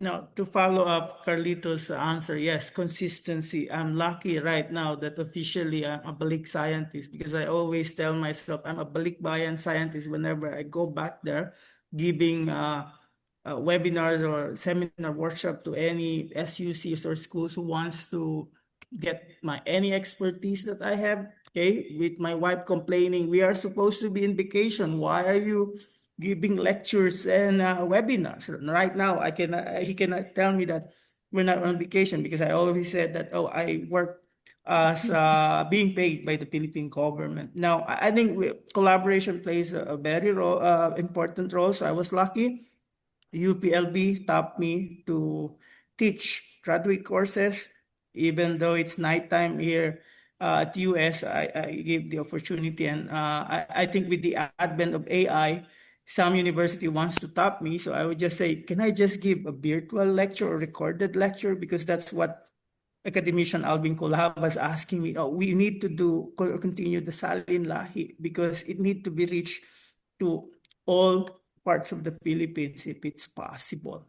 And what we want is at least the Philippine government to have, we could say, a fixed structure, because usually what I observe, change in leadership, change in policies, change in the structure. So we cannot have a system like that if we want to sustain science and technology in our country. Yeah, I think that's where the paase comes in, guys. Change is inevitable. I've been with 3 presidents of UP. I've been 3 secretaries of DOST and 3 presidents of the Republic. Each one has a different way of accessing, engaging, and even acknowledging scientists. So I think we are the ones, as paase probably would have to be the one that allows the continuity to happen. And Giselle Concepcion is an example of that continuity. And of course, I've been with PAS and been very active, except for this couple of months that I've been out. But really, I think we have to take it upon us also somehow to continue what has begun, and definitely to be bolted into the ecosystem. I just saw Carlito 2 weeks ago in California, and I make it a point every time I'm in the West Coast, I do connect with him. And I was hoping after our meeting, Carlito, I really wanted to have a bigger group. It would have been possible, especially with the younger scientists that are in the location, both in the East and the West. So this is where I would like to make the suggestion also, Elmer and Marge. You guys are from the different geographical locations. I'm really sorry that my schedule conflicted. I'm not able to join you in South Carolina because of a NAST meeting commitment here. But I think we have to find, even from a Zoom capability on a regional type engagement, especially if people are coming there in person and have a follow-on meeting or a pre-meeting for that matter. But definitely the research and the AI knowledge that I've been seeing every time I go to the US, it's just, we need that kind of infusion and also to shake us. Again, I'm a very big disruptor in the Philippines already, but again, I'm this little guy tooting my horn every single chance I get. But definitely, if there's more of us saying that definitely we need more, and we are there in the interface, I think we will be able to hopefully turn the tide moving forward. But thank you again for taking the time to present. I'm sorry I am not able Thank to. you. Thank you. Yeah, so thank you very much, because we are all our parallel session speakers have signed in. So thank you. I'm sorry to cut this short, because we have this is a really fascinating discussion. I just want to let you know also that with the in-person meeting, we have actually brought our PAASE leaders who are leaders at the field, but we also brought in the young ones and introducing the program for the rising stars who we think are going to be the future leaders. So by infusing people who have been around for a while and the young ones that we want to encourage and push forward, some of them have already been Balik scientists at a very young age. We hope that bringing them together, there's about 55 people coming, which no, I was hoping for 30 and I got 50. So I'm really happy for that. And hopefully that's going to be a good start. So with that, I would like to present our certificates to our speakers today. This will be presented to Dr. Carlito Librila, Dr. Shirley Agrupis, and Dr. Elmer Rico Mojica. I've learned to learn that. I've been to Pasteur University so many times. And they all read in grateful acknowledgement for imparting your valuable knowledge and insights as the plenary speaker in the 2025 Annual PAASE Meeting and Symposium with the theme, Shaping the Future, Research, Discoveries, and Innovations in Science and Engineering, held July 15, 16, 2025 via the Zoom platform, signed by Gladys Completo, our president, and by myself as the convener. And so with the meeting that we have in South Carolina, we're really hoping to shape the future. We're bringing the ones who are shaping today and pushing the young ones to shaping the future and moving forward in the future. So thank you very much again, Elmer, Carlito, and Dr. Agrupis. Truly appreciate you accepting our invitation. And so at this point, we would like to turn to our parallel sessions. We have 6 parallel sessions going on today. Feb, can we forward this? And so the way we're going to do this is, as people were coming in, the speakers were assigned as co-hosts. And so those co-hosts will allow you to go into your parallel session. We have named its parallel session according to your parallel session number so that you know where to go. And once you go there, you can share. The moderators are also there. They can share. You can share your talks just like we do in a general Zoom meeting. And so if you want to go to other parallel sessions, you have sites for that. So you can move from one parallel session to another. And the other thing you can do is you can move back also into the main room. And before we go to the parallel session rooms, Fab, can you go to the next slide, please? With the next agenda in the agenda. Where's Fab? She's running the show right now. And so basically when you go back to the main room, what you will see is that we have the poster viewing. And so the poster viewing, there's a QR code. Next slide, please, Fab. There's a QR code, and that QR code will take you to the 19 posters that we have that are part of the competition. And before we go, next slide, please. We have actually chosen the top 10 posters that will compete for the rapid fire competition tomorrow. And so I don't have that here, but please come back tomorrow to listen to these very interesting posters. The prices for those, as you know, starts with 7,500 pesos for the top prize, 5,000 for the next, 3,500 for the third place, and every other participant of the top 10 will get a 2,000 peso prize for being part of the rapid fire competition. So this is the QR code for the poster session. Next slide, please. The next slide is if you want to get your certificate for attending the session, you can just need to do this QR code again, fill out the survey, and it will give you a certificate of appreciation or participation and attendance for this particular session. And so with that, I'm going to hand you back to our technical crew, Miss Fab Eclairs and Richmond Pancho, so that you can go to your parallel sessions. There is no time limit. I know we're kind of running late, but don't worry, everyone will be able to talk.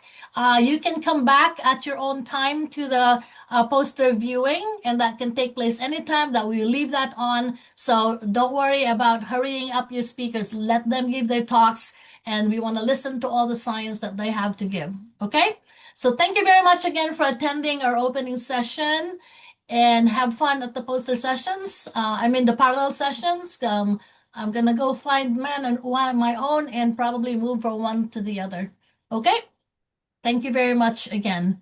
And come back tomorrow, sign in again for tomorrow so that you will see another set of poster sessions, parallel sessions, and the poster competition and plenary talks. Okay? Thanks. Thank you very much.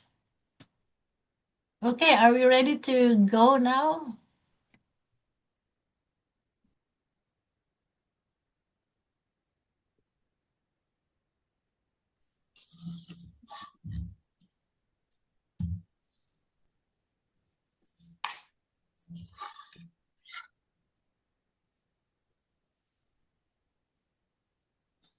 So, hello, Marge. Will Rosalie here? Will Phoebe hey. direct us to our panels, to our parallel I session think room?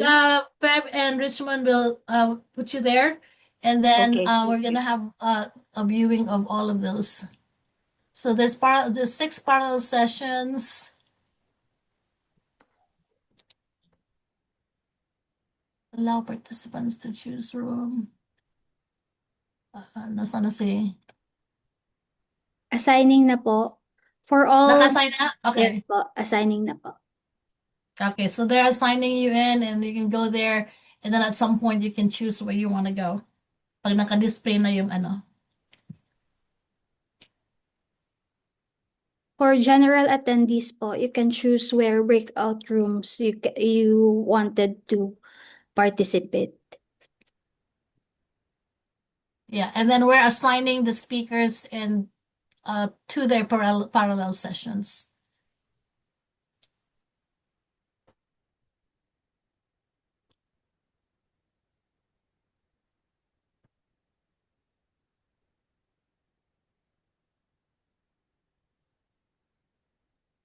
Sa PS 1.4 ka po, Doc March.